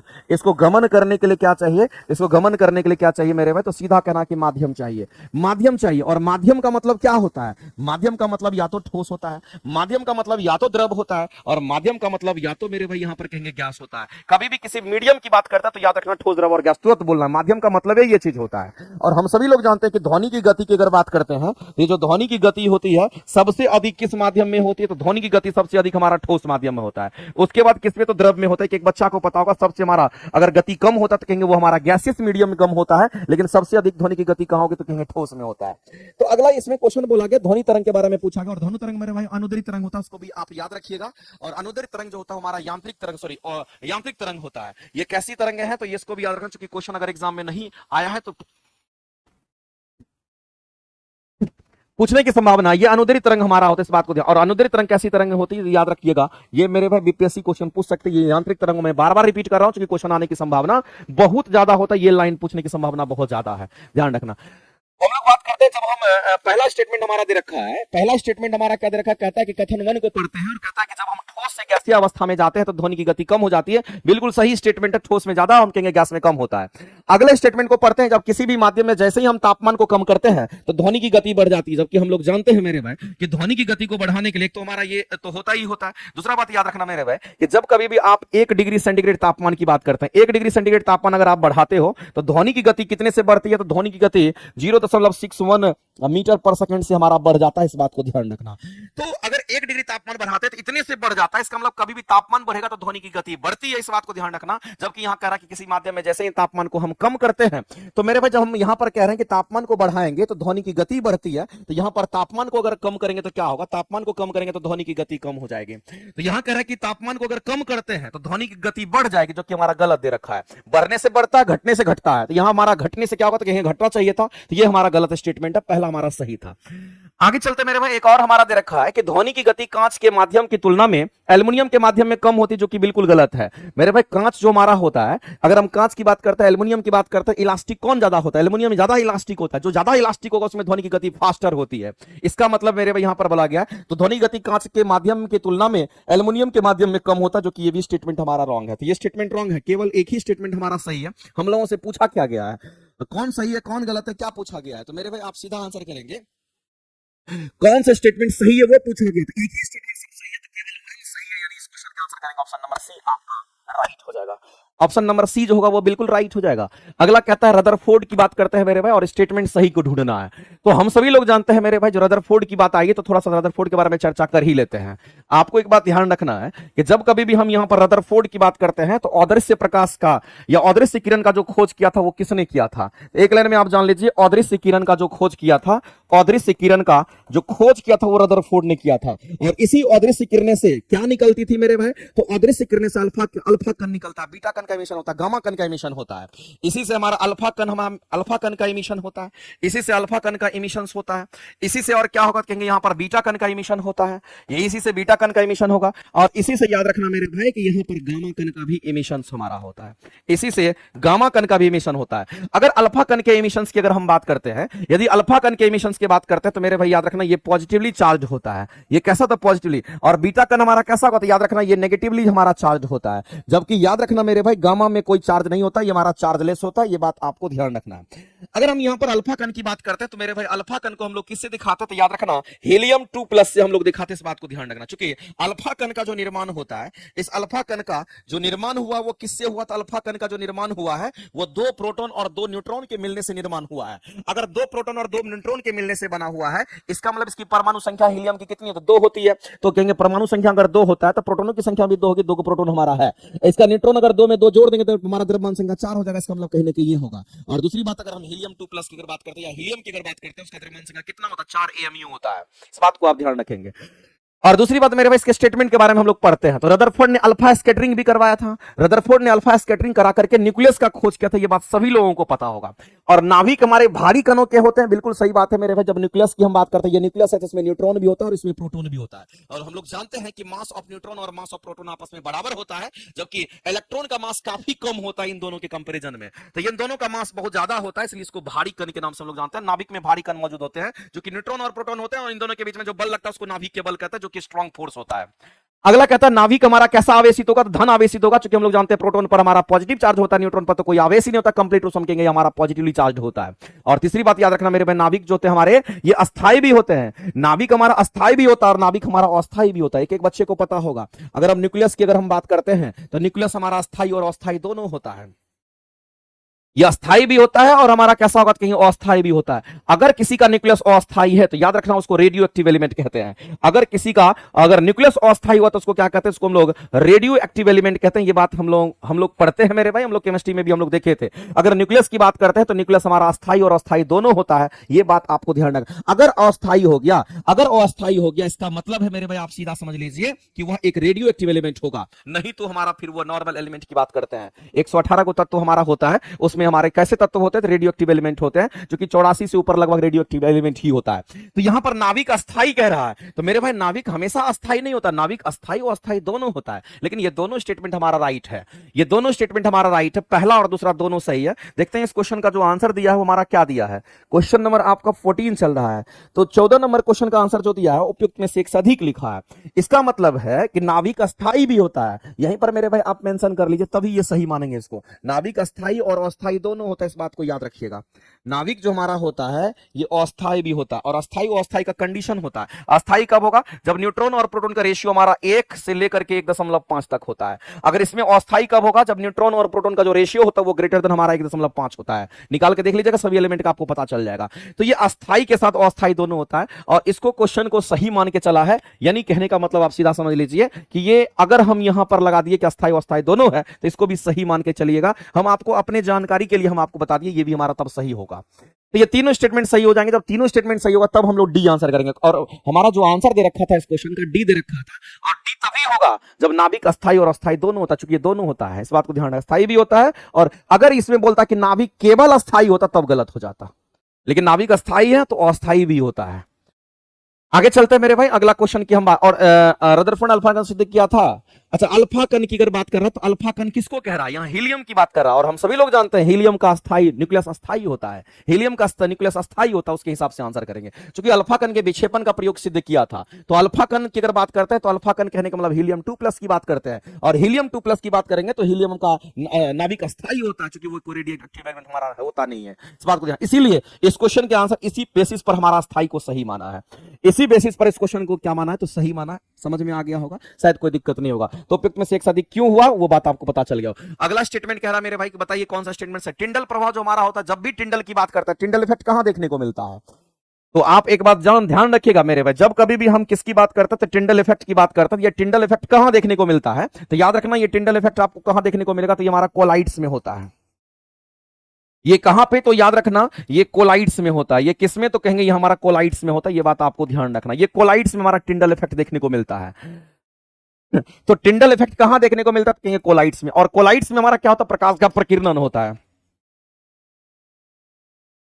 इसमें प्रकाश का क्या होगा? कहीं यहां पर प्रकीर्णन होता है, इस बात को ध्यान रखना मेरे भाई। प्रकाश के प्रकीर्णन का मेन रीजन है, अगर टिंडल इफेक्ट देखने को मिलता है तो इसका मेन रीजन प्रकाश का प्रकीर्णन होता है। आपसे क्वेश्चन क्या पूछा, कौन सा सही है? तो आप कहेंगे ध्रुवीकरण नहीं कहेंगे, विवर्तन भी नहीं कहेंगे, परावर्तन भी नहीं कहेंगे, हम लोग प्रकीर्णन के कारण कहेंगे, तो ये सही है। ये गलत, ये गलत, ये गलत, केवल और केवल ये सही होता है। ठीक है। कोलाइड का जो साइज होता है मेरे पे, कोलाइड के साइज से अगर बड़ा साइज होता है उसको सस्पेंशन कहते हैं। अब कोलाइड का साइज हमारा ये है, इस बात को ध्यान रखना। अब यहां पर बात आता है, कोलाइड के साइज से भी अगर छोटा होता है उसको ट्रू सॉल्यूशन के नाम से हम लोग जानते हैं। तो ये कोलाइड हमारा इसमें साइज होता है, ये तैरते रहता है, इस बात को ध्यान रखना। हेट्रोजीनियस मिक्सचर होता है। कोलाइड कैसा होता है मेरे भाई? तो ये विषमांगी मिश्रण होता है, इसको आप ध्यान रखेंगे। ये विषमांगी मिश्रण होता है, एक समांगी होता है, दूसरा विषमांगी होता है। विषमांगी मिश्रण में हमारा कौन कौन आता है? तो याद रखना, कोलाइड्स और सस्पेंशन दोनों आता है। तो सस्पेंशन में हमेशा प्रकाश का प्रकीर्णन नहीं होता है। अगर हमारा प्रकाश का प्रकीर्णन अगर हमेशा होता है तो वो किस में होगा? तो याद रखना, वो कोलाइड्स में होता है। जैसे हमारा ब्लड भी कोलाइड्स है, हमारा ब्लड भी कोलाइड्स है, दूध भी कोलाइड्स है, आइसक्रीम भी कोलाइड्स है, इस बात को याद रखिएगा। तो मेरे भाई ऐसी परिस्थिति में केवल और केवल ये सही है। तो आपसे पूछा क्या गया, कौन सा स्टेटमेंट सही है? तो ये तो सही नहीं है, गलत हो गया। पहला ऑप्शन को आप क्या कीजिएगा? काट दीजिएगा। सही नहीं है, गलत है, गलत है, गलत है। केवल और केवल कौन सा स्टेटमेंट सही है? तो केवल और केवल ये वाला स्टेटमेंट सही है टिंडल के लिए। तो किसको आंसर करेंगे? उपयुक्त में से कोई नहीं, कोई ऑप्शन ही नहीं दे रखा है। इस क्वेश्चन का आंसर तब ई लगाइएगा। ऑप्शन क्या लगाना है? तो आप ई के साथ जाएंगे। किसी को कोई दिक्कत है तो बता दीजिए। चलिए आगे, अगला अभिक्रिया दे रखा है, तो आसान सा अभिक्रिया है मेरे भाई, और ये आपको एकल विस्थापन अभिक्रिया की बात कर रहे हैं।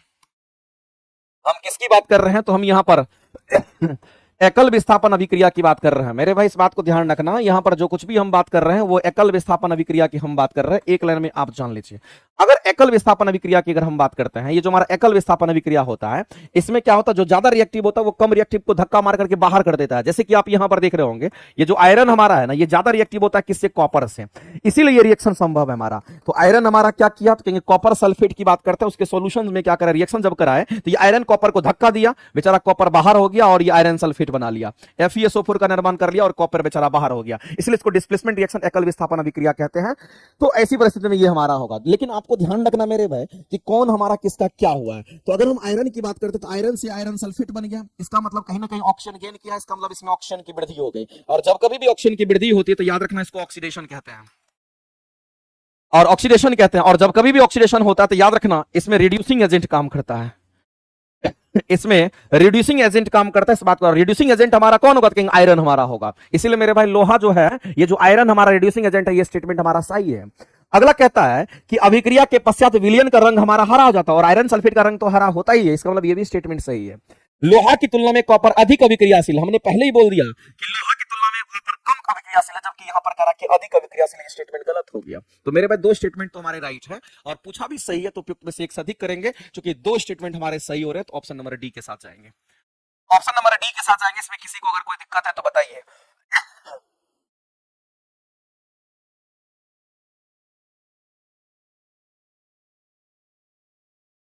अच्छा, कौन सा कथन सही नहीं है पूछा है, कौन सा कथन सही नहीं है पूछा है, तो कौन सा यहां लगा हुआ है, कौन सा कथन सही नहीं है पूछा गया है, तो कौन सा कथन सही नहीं, तो ऑप्शन नंबर सी तब जाएंगे। कौन सा कथन सही नहीं है वो पूछा गया था, सॉरी, ठीक है। चलिए आगे चलते हैं। अगला कहता है कि कौन सा कथन क्षारीय धातु की बात कर रहा है। जब कभी भी आपसे क्षारीय धातु की बात करता है तो हम लोग जानते हैं क्षारीय धातु, क्षारीय मृदा धातु। तो मेरे भाई एक बात आपसे हम जानना चाहते हैं, अगर हम क्षारीय धातु की अगर हम बात करते हैं तो आप एक लाइन में जानते होंगे कि जो क्षारीय धातु हमारे होते हैं, अगर क्षारीय धातु की अगर हम बात करते हैं तो आपको याद रखना है कि हम लोग पीरियोडिक टेबल में देखेंगे तो इसको हम लोग ग्रुप 1 में पाएंगे, इस बात को आप सभी लोग जानते होंगे। ये फर्स्ट ग्रुप का हमारा एलिमेंट होता है, और इसी में हम लोग पढ़ते हैं। अगर धातु की बात करते हैं तो हलीना करब सस फरियाद।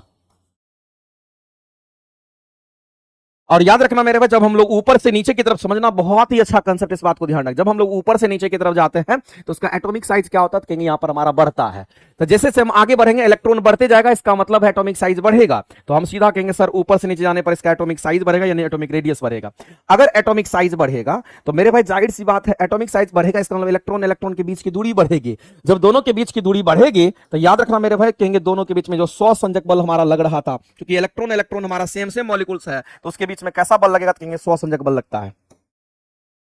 इसके बीच में हमारा कैसा बल लगेगा, तो कहेंगे यहां पर स्वसंजक बल जो हमारा होगा वो कमजोर हो जाएगा, क्योंकि दूर अगर होता जाएगा तो दूरी ज्यादा तो बल कम हो जाएगा, तो कहेंगे स्वसंजक बल हमारा कम होगा। और जैसे ही मेरे भाई स्वसंजक बल हमारा कम होगा तो कहेंगे ऐसी परिस्थिति में हमारा क्या हो जाएगा, कहेंगे स्वसंजक बल कम हुआ तो कहेंगे यहां पर हमारा विभव भी हमारा कम हो जाता है, या फ्रीजिंग पॉइंट की बात करते हैं वो भी हमारा कम हो जाता है। हम किसकी बात करते हैं, तो हम हिमांक बिंदु की बात करते हैं, फ्रीजिंग पॉइंट की बात करते हैं, ये भी हमारा कम हो जाता है, इस बात को ध्यान रखना।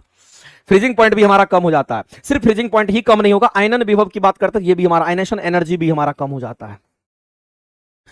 तो मेरे भाई इस बात को आप ध्यान रखना। अगर हम आपसे कहना चाहते हैं कौन सा हमारा इसके बारे में सही नहीं बोला गया, इस पर फोकस करिएगा। कह रहा है कौन सा स्टेटमेंट सही नहीं है, तो हम कह रहे हैं कि जब हम ऊपर से नीचे की तरफ जाते हैं, क्षारीय धातु की हम बात कर रहे हैं, तो उसका हिमांक जो होता है वो निम्न क्यों होता है, फ्रीजिंग पॉइंट उसका निम्न क्यों हो गया, क्योंकि मेरे भाई जैसे हम नीचे की ओर बढ़ेंगे, क्योंकि यही हमारा क्षारीय धातु होता है, तो ऐसी परिस्थिति एटॉमिक साइज बड़ा होगा तो हम कहेंगे इलेक्ट्रॉन्स दूर दूर होंगे, सोचने का बल उसके बीच में हमारा कम लगेगा, ये बल कम लगेगा तो ये दोनों चीज कम हो जाएगा। इसका मतलब ये हिमांक निम्न होता है, इसमें कोई दिक्कत नहीं है। आयनन विभव हमारा निम्न होना चाहिए, सॉरी यहाँ पर उच्च दे रखा है, ये उच्च दे दिया, इसको काट देंगे, निम्न होना चाहिए था।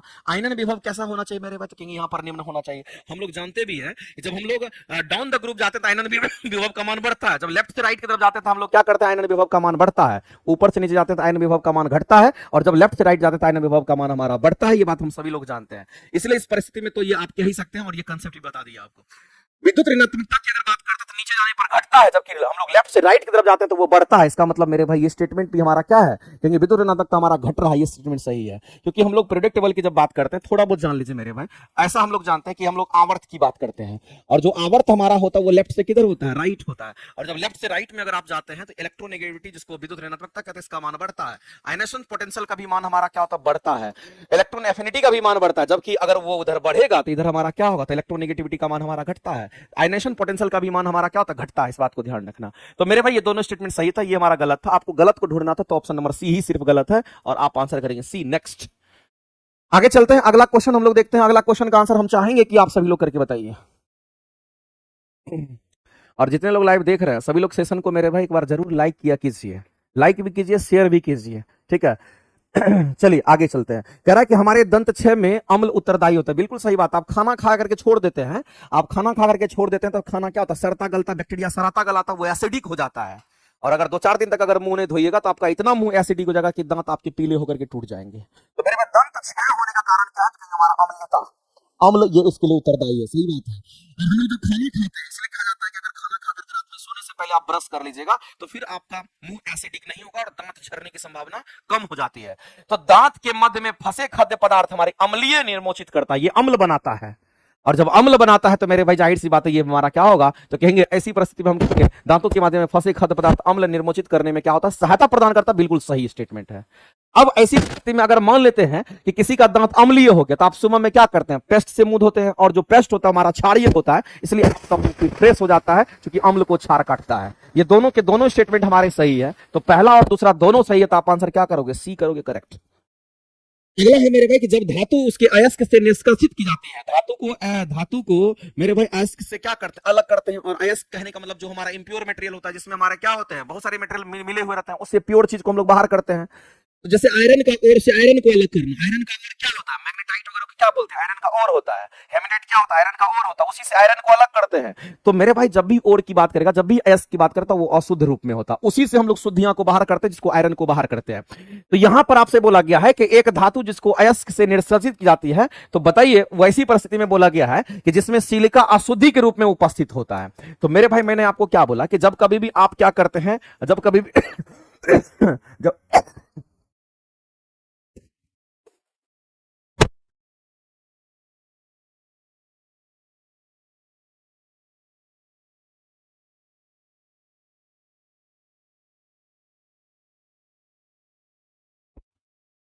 चलिए, तो अगर हम लोग यहाँ पर अशुद्धि की बात करते हैं, ये हमारा क्या, तो कहीं अशुद्धि की बात करते हैं, इसमें हम लोग गैंग मिलाते हैं। गैंग को हम लोग क्या कहते हैं, इसमें फ्लक्स मिलाते हैं, और इससे हम लोग को क्या मिलता है, इससे हम लोग को स्लैग मिलता है।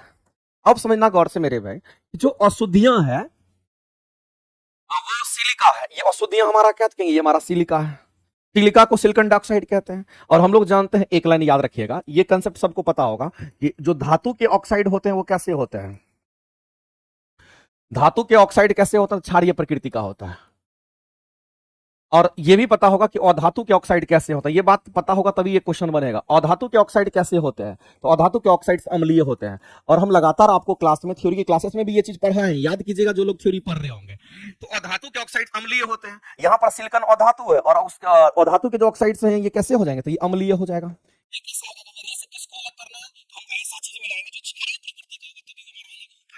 इसका मतलब अम्लीय गालक की आवश्यकता होगा उसमें मिलाने का, क्षारीय गालक की आवश्यकता होगी, तभी जाकर के हमारा निकलेगा। इसका मतलब जो फ्लक्स होगा हमारा क्षारीय गालक का होगा, और वो कैल्शियम ऑक्साइड्स या कैल्शियम हम किसकी, तो कैल्शियम कार्बोनेट की बात करते हैं या कैल्शियम ऑक्साइड्स की बात करते हैं। ये सब हमारे क्या होते थे, ये सब हमारे यहाँ पर क्षारीय गालक के रूप में होता है। इसी को हम लोग यहाँ पर इस्तेमाल करते हैं। फिर आगे चलते हैं, स्टील की कठोरता प्रदान करें। स्टील में क्या कीजिए, कार्बन मिलाते जाइए, हार्डनेस बढ़ते जाएगा, कठोरता बढ़ते जाता है। जितना कम कार्बन होगा उतना ही मुलायम है मेरे भाई, कम ही तापमान पर पिघल जाता है, क्योंकि इसका मेल्टिंग पॉइंट बहुत कम होता है। इसका गलनांक जो होता है, इसका गलनांक बिंदु की अगर बात करते हैं, इसका गलनांक बिंदु बहुत कम होता है। इसके गलनांक बिंदु बहुत कम होता है, ये बात आप सभी को पता होगा। और गलनांक बिंदु कम क्यों होता है, इसके पीछे भी रीजन है। इसका अगर कारण पूछता है कि गलनांक बिंदु कम क्यों होता है, तो मेरे भाई इसमें टीन की मात्रा ज्यादा होती है, एसएन की जो मात्रा है ये ज्यादा होती है।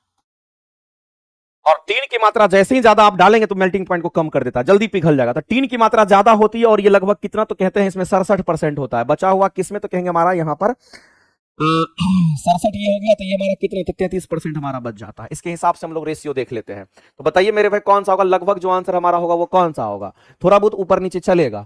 तो हम लोग कहेंगे टीन की मात्रा ज्यादा होगी, यहाँ टीन का मात्रा देखो कम है, ये नहीं हो सकता है। टीन की मात्रा ज्यादा किस में है, तो वही आंसर होगा। टीन और शीशा तो होता है, लेकिन टीन की मात्रा ज्यादा क्यों रखते हैं, क्योंकि टीन क्या करता है, तो मेल्टिंग पॉइंट को कम कर देता है, जल्दी वो पिघल जाता है। इसलिए सोल्डरिंग वगैरह जो होता है हमारा कम तापमान पर ही हो जाता है, सोल्डरिंग कम तापमान पर आपका हो जाता है। अगला कहता है कि निम्नलिखित में से कौन सी सर्वाधिक प्रचुरता में पाई जाती है। मेरे भाई इसमें एक चीज आपको ध्यान रखना, प्रकृति में बोला गया है, प्रकृति में सर्वाधिक मात्रा में बोला गया। ये स्टेटमेंट जो है ना, ये खतरनाक स्टेटमेंट आपको दे रखा है। आपको क्वेश्चन में फाइनली क्या बोला है कि प्रकृति में आपको देखना है, प्रकृति में सर्वाधिक मात्रा में पाया जाता क्या है, तो प्रकृति में जो पाया जाता है उसको हम लोग सेलुलोज कहते हैं। और सेलुलोज हमारा होता है, हम लोग जानते हैं जो प्लांट वगैरह होता है उसकी कोशिका भित्ति में हमारा होता है। हम सभी लोग जानते हैं मेरे भाई, जो पौधे की कोशिका भित्ति होती है, पौधे की अगर कोशिका भित्ति की अगर हम बात करते हैं तो पौधे की जो कोशिका भित्ति होती है वो किसकी बनी होती है, तो पौधे की कोशिका भित्ति सेलुलोज की बनी होती है, और ये नेचुरली हमारा सबसे अधिक होता है। आगे चलते हैं, अगला है मेरे भाई, आपको बताना है ये इसमें से कौन सा गलत हमारा आणविक सूत्र दे रखा है और आपको पहचानना। ये तो लग रहा है सबका अल्कोहल का दे रखा है, और अल्कोहल का अगर हम लोग यहां पर आईपीएससी नेम के लेकर केमिकल फॉर्मूला देखेंगे तो ये CnH2n+1 इनटू में OH हमारा, ये अल्कोहल का केमिकल फार्मूला होता है। ये किसके लिए हम लोग यूज करते हैं, जैसे अल्केन का होता है वैसे ही अल्कोहल के लिए होता है। ये अल्कोहल का जनरलाइज्ड फार्मूला, इस बात को ध्यान रखना। अल्कोहल का ये जनरलाइज्ड फार्मूला हमारा होता है। इसमें n की वैल्यू आप पुट कर दीजिए, इसमें तो हमारा 2 और 4 पर पूछा गया तो पुट करके देख लीजिए। अगर n की वैल्यू 4 पुट करते हैं तो बताइए कैसा कंपाउंड बनेगा, क्योंकि यहाँ पर C4 और हमारा ये कितना हो जाएगा, तो 4 दूनी 8, 1 9 हो जाएगा और OH लगा हुआ मिल जाएगा। इसी तरीके से हम कहेंगे यहाँ पर C की वैल्यू 2 है, उस पर चेक करके देखते हैं। तो अगर C की वैल्यू n की वैल्यू 2 अगर पुट करेंगे तो कहेंगे n की वैल्यू अगर हम लोग यहाँ पर 2 पुट करेंगे तो कंपाउंड कैसा बनेगा, तो कहेंगे हमारा यहाँ पर C2 और यहाँ पर कितना 2 दूनी 4 और 1 5, यानी C2H5OH हमारा बनेगा। तो कुल मिलाकर के आप ये देख पा रहे हैं, अगर ये रखे तो ये बना, ये रखे तो ये बना, और हम लोगों को 2 और 4 पर चेक करना था। तो बताइए इसमें से कौन सा सही है, तो इसमें से बोला गया कौन सा गलत है वो पूछा गया है। तो पहला देखिए C4H9OH, C4H9OH एकदम बिल्कुल राइट है, ये गलत नहीं है, सही है।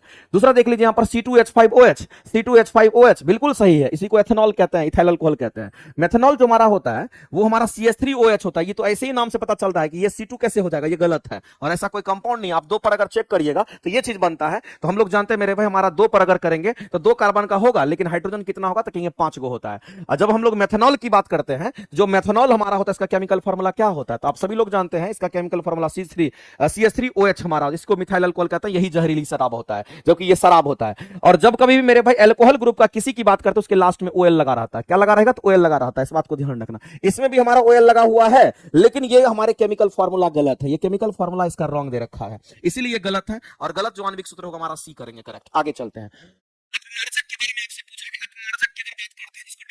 हमारा आंसर क्या करेंगे, तो ऑप्शन नंबर हमारा ये हो जाएगा। इसको याद रख लीजिएगा। जैसे हम आपसे जाना चाहते हैं, एक तो आप साबुन पढ़ते हैं और दूसरा आप क्या पढ़ते हैं, आप अपमार्जक पढ़ते हैं। एक तो साबुन होता है, दूसरा आपका अपमार्जक होता है। अपमार्जक को हिंदी में क्या बोलते हैं, तो डिटर्जेंट कहते हैं। ये डिटर्जेंट हमारा होता है, और साबुन को तो हम लोग इंग्लिश में सोप ही कहते हैं, इसमें कोई दिक्कत वाला मामला नहीं है। लेकिन अगर साबुन की बात करते हैं तो याद रखना मेरे भाई, ये मृदु जल के लिए हमारा इस्तेमाल होता है। ये किसके लिए होगा, तो केवल और केवल मृदु जल के लिए हमारा इस्तेमाल होता है, इस बात को ध्यान रखना। जबकि अपमार्जक की बात करते हैं तो ये हमारा मृदु जल में भी इस्तेमाल होगा, ये मृदु जल के लिए तो होगा ही होगा, साथ साथ मेरे भाई ये कठोर जल के लिए भी हमारा इस्तेमाल होता है। दूसरी बात, जब कभी भी हम साबुन की बात करते हैं तो साबुन का जो निर्माण हमारा होता है, ये जो साबुन का हमारा निर्माण होता है वो किससे होता है, अपमार्जक का निर्माण हमारा किसी और से होता है, इस बात को ध्यान रखना। इसमें ट्राइग्लिसराइड में जब हम लोग NaOH मिलाते हैं तो वैसी परिस्थिति में ग्लिसरॉल और साबुन हमारा मिलकर के आता है, और साबुन का केमिकल फार्मूला हमारा अलग होता है, उसी तरह से उसका भी केमिकल फार्मूला हमारा अलग होता है। तो केमिकल फार्मूला साबुन का क्या होता है हम थोड़ा सा लिख देते हैं, जो काम का चीज है वो हम लिख देते हैं, क्योंकि आपको वो चीज याद रखना चाहिए। अगर हम यहां पर किसकी बात कर रहे हैं, तो हम साबुन की बात कर रहे हैं, तो साबुन का जो केमिकल फार्मूला हमारा होता है वो हमारा कितना, तो कहेंगे C17, यहां पर H35 इसी के बेस में मेरे पे हमारा क्या होता है, अपमार्जक का भी हमारा केमिकल फार्मूला होता है, और यही केमिकल फार्मूला हमारा लिखा हुआ है RC6H4SO3Na हमारा इस फॉर्म में हमारा होता है। तो मेरे भाई ये जो फार्मूला दे रखा है ना, ये अपमार्जक का है, इस बात को ध्यान रखेंगे। साबुन का अलग होता है। अगला हमारा है, बताइए इसके लिए कह रहा है कि ध्वनि की तीव्रता की बात कर रहा है। जब भी ध्वनि की तीव्रता कैलकुलेट करते हैं तो वाट पर मीटर स्क्वायर होता है, तो यहां पर मिली वाट पर मीटर स्क्वायर दे रखा है, यहां नैनो दे रखा है, वाट पर मीटर स्क्वायर होगा, और 1 पिको वाट पर मीटर स्क्वायर हमारा होता है, इसको आप ध्यान रखेंगे, जो कि हमारा ध्वनि पोल्यूशन का कारण बन जाता है। और हम लोग जानते हैं ध्वनि पोल्यूशन कब होता है, जब 80 डेसिबल से ज्यादा होता है, 75 डेसिबल से ज्यादा तब ध्वनि पोल्यूशन होता है, या फिर 70 डेसिबल से अधिक होता है तब ध्वनि पोल्यूशन होता है। 65 डेसिबल पर ध्वनि पोल्यूशन हमारा नहीं होता है। आगे बोला गया मेरे भाई, कोयला कह रहा कि कास्ट कोयला बनाने के लिए, अगर कोयला बनाना क्या करता है, लकड़ी को जलाते हैं, लकड़ी को हम ऐसे जलाएंगे इन ऑब्सेंस ऑफ ऑक्सीजन, यानी ऑक्सीजन की जितनी मात्रा उसको चाहिए उतना नहीं देंगे, तब मेरे पास कोयला लकड़ी पूरा नहीं जलेगा, जब लकड़ी पूरा नहीं जलेगा तो वही कोयला बन जाता है।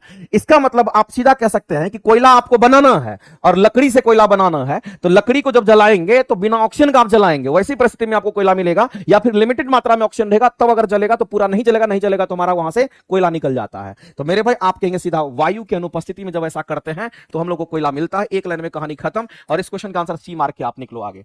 एक ही पादप के एक पुष्प की अगर हम बात करते हैं, तो एक ही पादप के एक पुष्प में मेरे भाई प्लांट सेम है और पुष्प भी हमारा सेम है, तो एक ही पादप के पुष्प के परागकोश से दूसरे पुष्प के वर्तिकाग्र की बात करते हैं, दूसरे पुष्प के वर्तिकाग्र की अगर बात करते हैं, उसमें परागकण का जो स्थानांतरण होता है उसको क्या कहलाता है। तो एक लाइन में आप जान लीजिए मेरे भाई, ये कहना क्या चाहता है कि जैसे मान लेते कि ये हमारा प्लांट है, जैसे मान लेते हैं कि ये हमारा प्लांट है, तो ये हमारा प्लांट है, इसमें मान लेते हैं कि ये हमारा क्या था, परागकोश है, और इसमें मान लेते हैं कि ये हमारा क्या है, इस तरीके से हम लोग कहते हैं कि ये हमारा ऐसा है, तो इसी में ये परागकोश में परागकण होगा, इसी से इसी में हमारा होता है। एक्चुअली में आपसे क्या कहा गया है कि एक ही पादप के एक पुष्प का दूसरे पुष्प के साथ, एक पुष्प और दूसरे पुष्प के साथ अगर हमारा क्या करता है, दूसरा भी हमारा होगा, ये पुष्प होगा और ये भी हमारा इसी में करता है, इस तरह से।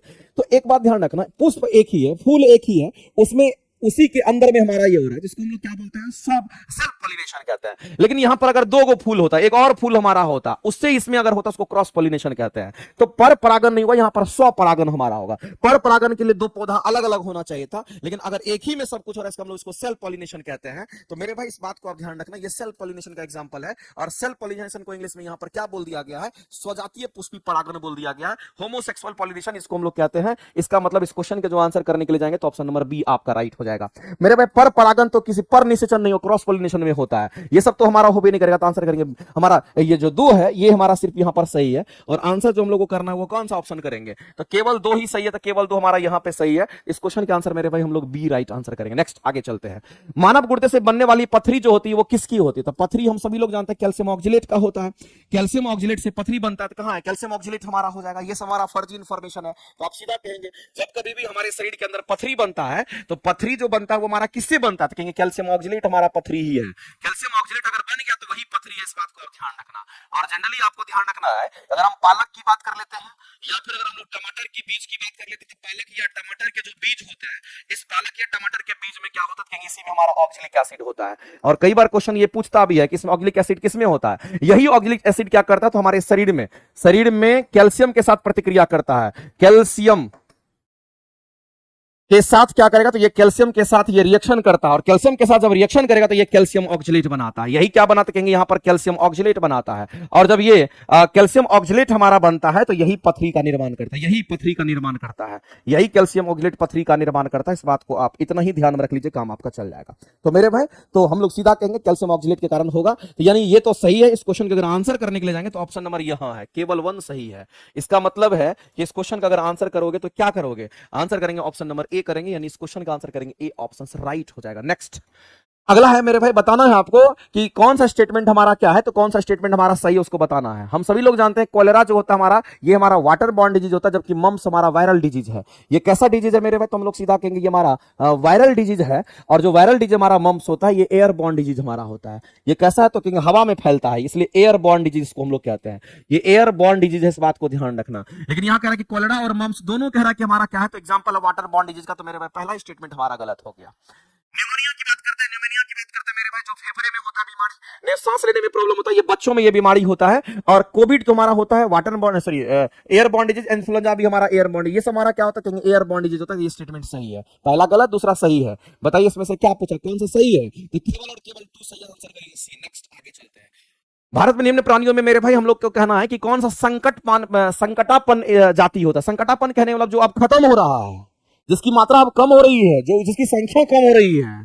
इंडेंजर्ड प्राणी की अगर हम बात करते हैं, जैसे बाघ हो गया, शेर हो गया, चीता हो गया, ये सब तो अब कम होते जा रहा है धीरे धीरे, वन की कटाई हो रही है, धीरे धीरे ये खत्म हो रहा है। तो मेरे भाई उसी तरीके से मगरमच्छ भी खत्म हो रहा है, हाथी भी खत्म हो रहा है, ये दोनों के दोनों हमारा इंडेंजर्ड प्राणी है। इसका मतलब है हम लोग आंसर करेंगे एक और दो, दोनों सही हो जाएगा। आगे चलते हैं मेरे भाई। हेनले लूप की अगर हम बात करते हैं, तो ये हेनले लूप कहां पे मौजूद होता है, एक बात आपको ध्यान रखना है, हम किसकी बात कर रहे हैं, तो हम यहां पर हेनले लूप की अगर बात करते हैं, ये जो हेनले लूप हमारा होता है ये कहां पे होता है, तो नेफ्रॉन में होता है। ये हमारे कहां पे होता है, तो याद रखना मेरे भाई, यहां पर नेफ्रॉन में होता है। और नेफ्रॉन हम किसको कहते हैं, ये किडनी का बेसिक यूनिट, किडनी का हम कहेंगे फंक्शनल यूनिट नेफ्रॉन कहलाता है। किडनी का जो क्रियात्मक समूह होता है, सॉरी, फंक्शनल यूनिट, किडनी का जो फंक्शनल यूनिट होता है उसको हम लोग क्या कहते हैं? किडनी का जो फंक्शनल यूनिट होता है उसी को हम लोग क्या कहते हैं? उसी को हम लोग यहाँ पर नेफ्रॉन कहते हैं। तो नेफ्रॉन में मेरे भाई यू शेप का हमारा होता है। किस शेप का होगा? तो कहेंगे यू शेप का हमारा होता है। अब ये मत कह देना कि मेरे भाई ये यू शेप का हमारा होता है, वो हमारा यहाँ पर। तो नेफ्रॉन में अगर देखिएगा स्ट्रक्चर में तो यू शेप में आपको नजर आएगा, और ये जो यू शेप में हमारा होता है इसी का नाम होता है क्या? इसी को हम लोग कहते हैं यहाँ पर हेनले लूप।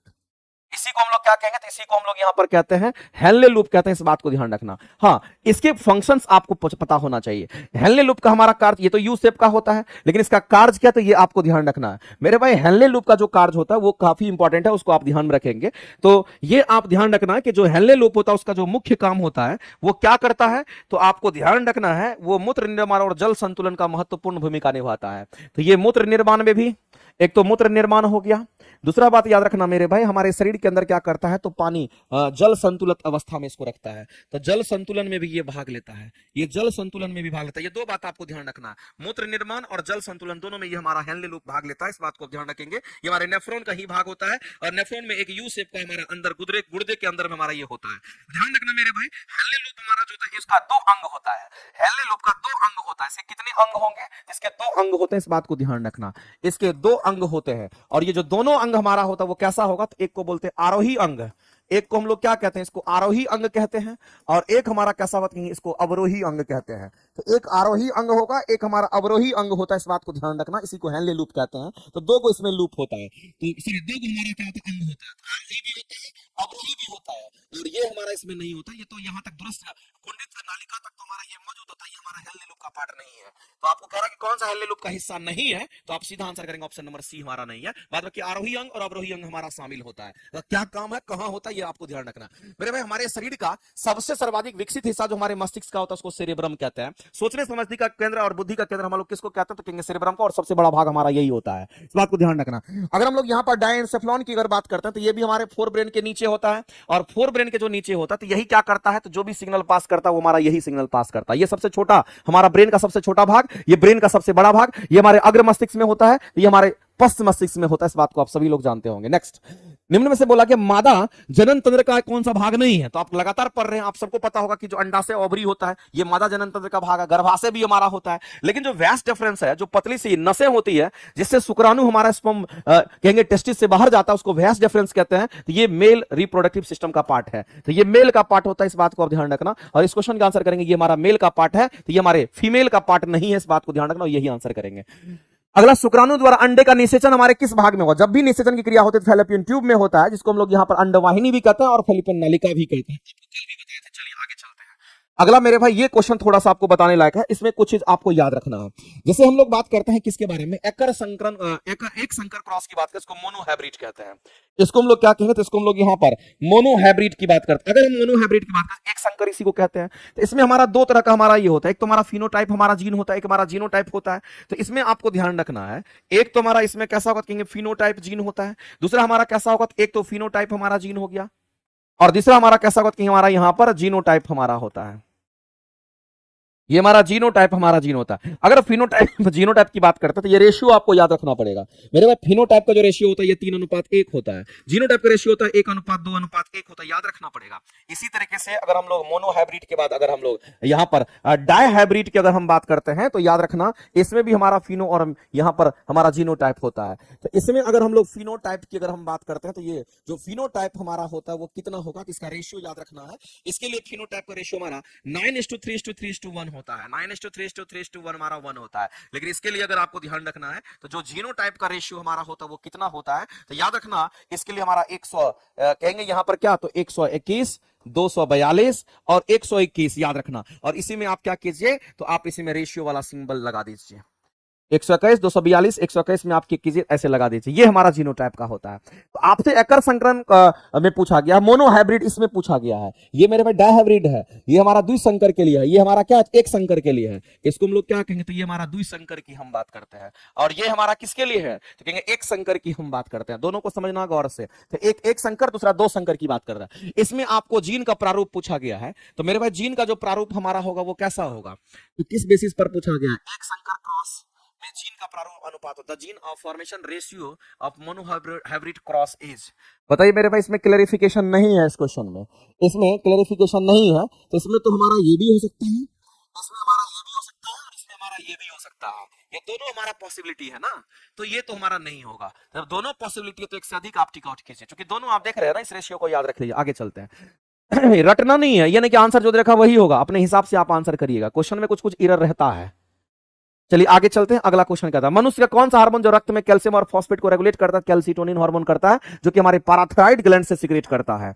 कहां से, तो कहेंगे पैराथायरॉइड ग्लैंड से सीक्रेट करते हैं, इसको कैल्सिटोनिन हार्मोन कहते हैं। और ध्यान रखना मेरे भाई, इस तरीके से हमारे पिट्यूटरी ग्लैंड से सीक्रेट होता है। चमगादड़ के माध्यम से परागण किसमें होता है, तो याद रखना एक प्लांट का नाम है जिसको किजेलिया कहते हैं। किजेलिया जो होता है ये एक पौधे का नाम है, उसमें चमगादड़ के कारण ही हमारा क्या होता है, पॉलिनेशन होता है। अगला है कि ऊर्जा उत्पादन के लिए प्राय कोशिका प्राय किसका उपयोग करती है। मेरे भाई हम सभी लोग जानते हैं कि जो यहाँ एनर्जी उत्पादन की बात कर रहा है, और कोशिका प्राय किसका उपयोग करती है, तो जानते हैं हम लोग, जैसे कि मान लेते हैं माइटोकॉन्ड्रिया है, तो माइटोकॉन्ड्रिया में श्वसन की क्रिया होती है, तो माइटोकॉन्ड्रिया में श्वसन की क्रिया होती है तो कौन टूटता है, तो ग्लूकोज टूटता है, और ग्लूकोज टूटता है तो क्या बनता है, तो पायरुविक एसिड बनता है, फिर पायरुवेट बनता है, तब जाकर के एटीपी में ऊर्जा का निर्माण होता है। इसका मतलब कहीं ना कहीं ये समझ में आ रहा है कि जब कभी भी आपको बोलता है कि ऊर्जा उत्पादन के लिए कोशिका प्राय किसका इस्तेमाल करती है, तो आप कहेंगे ग्लूकोज का इस्तेमाल करती है। तो ये हमारा एनर्जी देता है, लेकिन इसका इस्तेमाल थोड़ी करता है कोशिका, हम कहेंगे ग्लूकोज का इस्तेमाल करता है, और माइटोकॉन्ड्रिया वगैरह में देखने को ये चीज मिल जाता है। रोग जो किसी विशेष क्षेत्र में, तो किसी विशेष क्षेत्र में बोला गया है, और गंभीर रूप से हमारा कमोबेश लगातार वर्ष दर वर्ष हमारा प्रकट होता है, तो विशेष क्षेत्र मतलब किसी स्पेसिफिक एरिया में अगर होता है तो उसको हम लोग क्या कहते हैं, इसको एंडेमिक कहते हैं। लेकिन अगर मान लेते हैं वाइड एरिया में सभी तरफ से, जैसे कि आप कोरोना की बात करते हैं, कोरोना चारों तरफ पूरा देश विदेश सब जगह फैल गया तो उसको पेंडेमिक कहते हैं। तो मेरे भाई ये वाइड एरिया में हमारा होता है, ज्यादा एरिया में होता है, उसको पेंडेमिक कहते हैं। अगर वाइड एरिया में वाइड एरिया में बीमारी अगर फैल जाता है, तो वाइड एरिया में बीमारी फैल जाता है उसको क्या कहेंगे, तो उसको हम लोग कहते हैं कि पेंडेमिक कहते हैं। जैसे एग्जांपल आप याद रखना, अभी रिसेंट में जो आपको एग्जांपल है कोरोना के बारे में हम लोग जानते हैं, कोरोना को याद रखना मेरे भाई, कोरोना की बात करते हैं पेंडेमिक होता है, तो ये वाइड एरिया के लिए, किसी स्पेसिफिक एरिया की अगर बात करते हैं, जैसे पटना सिर्फ होगा तो वहां बीमारी अगर फैलेगा तो उसको एंडेमिक कहते हैं, ध्यान रखना।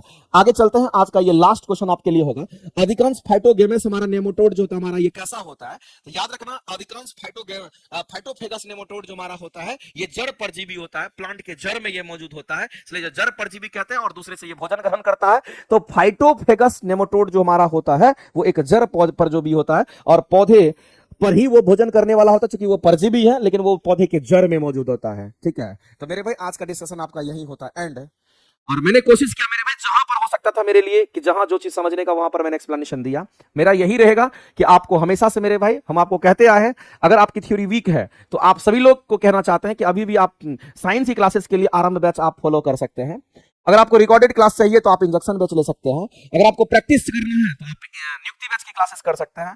इससे बेनिफिशियल और इससे बढ़िया चीज और क्या मिल सकता है, करना तो आपको है, आपके हाथ में, आप मेहनत कर रहे हैं कि नहीं कर रहे हैं वो आपके ऊपर डिपेंड करता है। रिजल्ट भी आपके ऊपर ही डिपेंडेंट होगा। हमारा काम है पढ़ाना, हम सबको पढ़ाते हैं, रिजल्ट सबका क्यों नहीं होता है, क्योंकि उसमें कमी है। चलिए कोशिश कीजिए, अगर साइंस वीक है तो मजबूत कर लीजिए।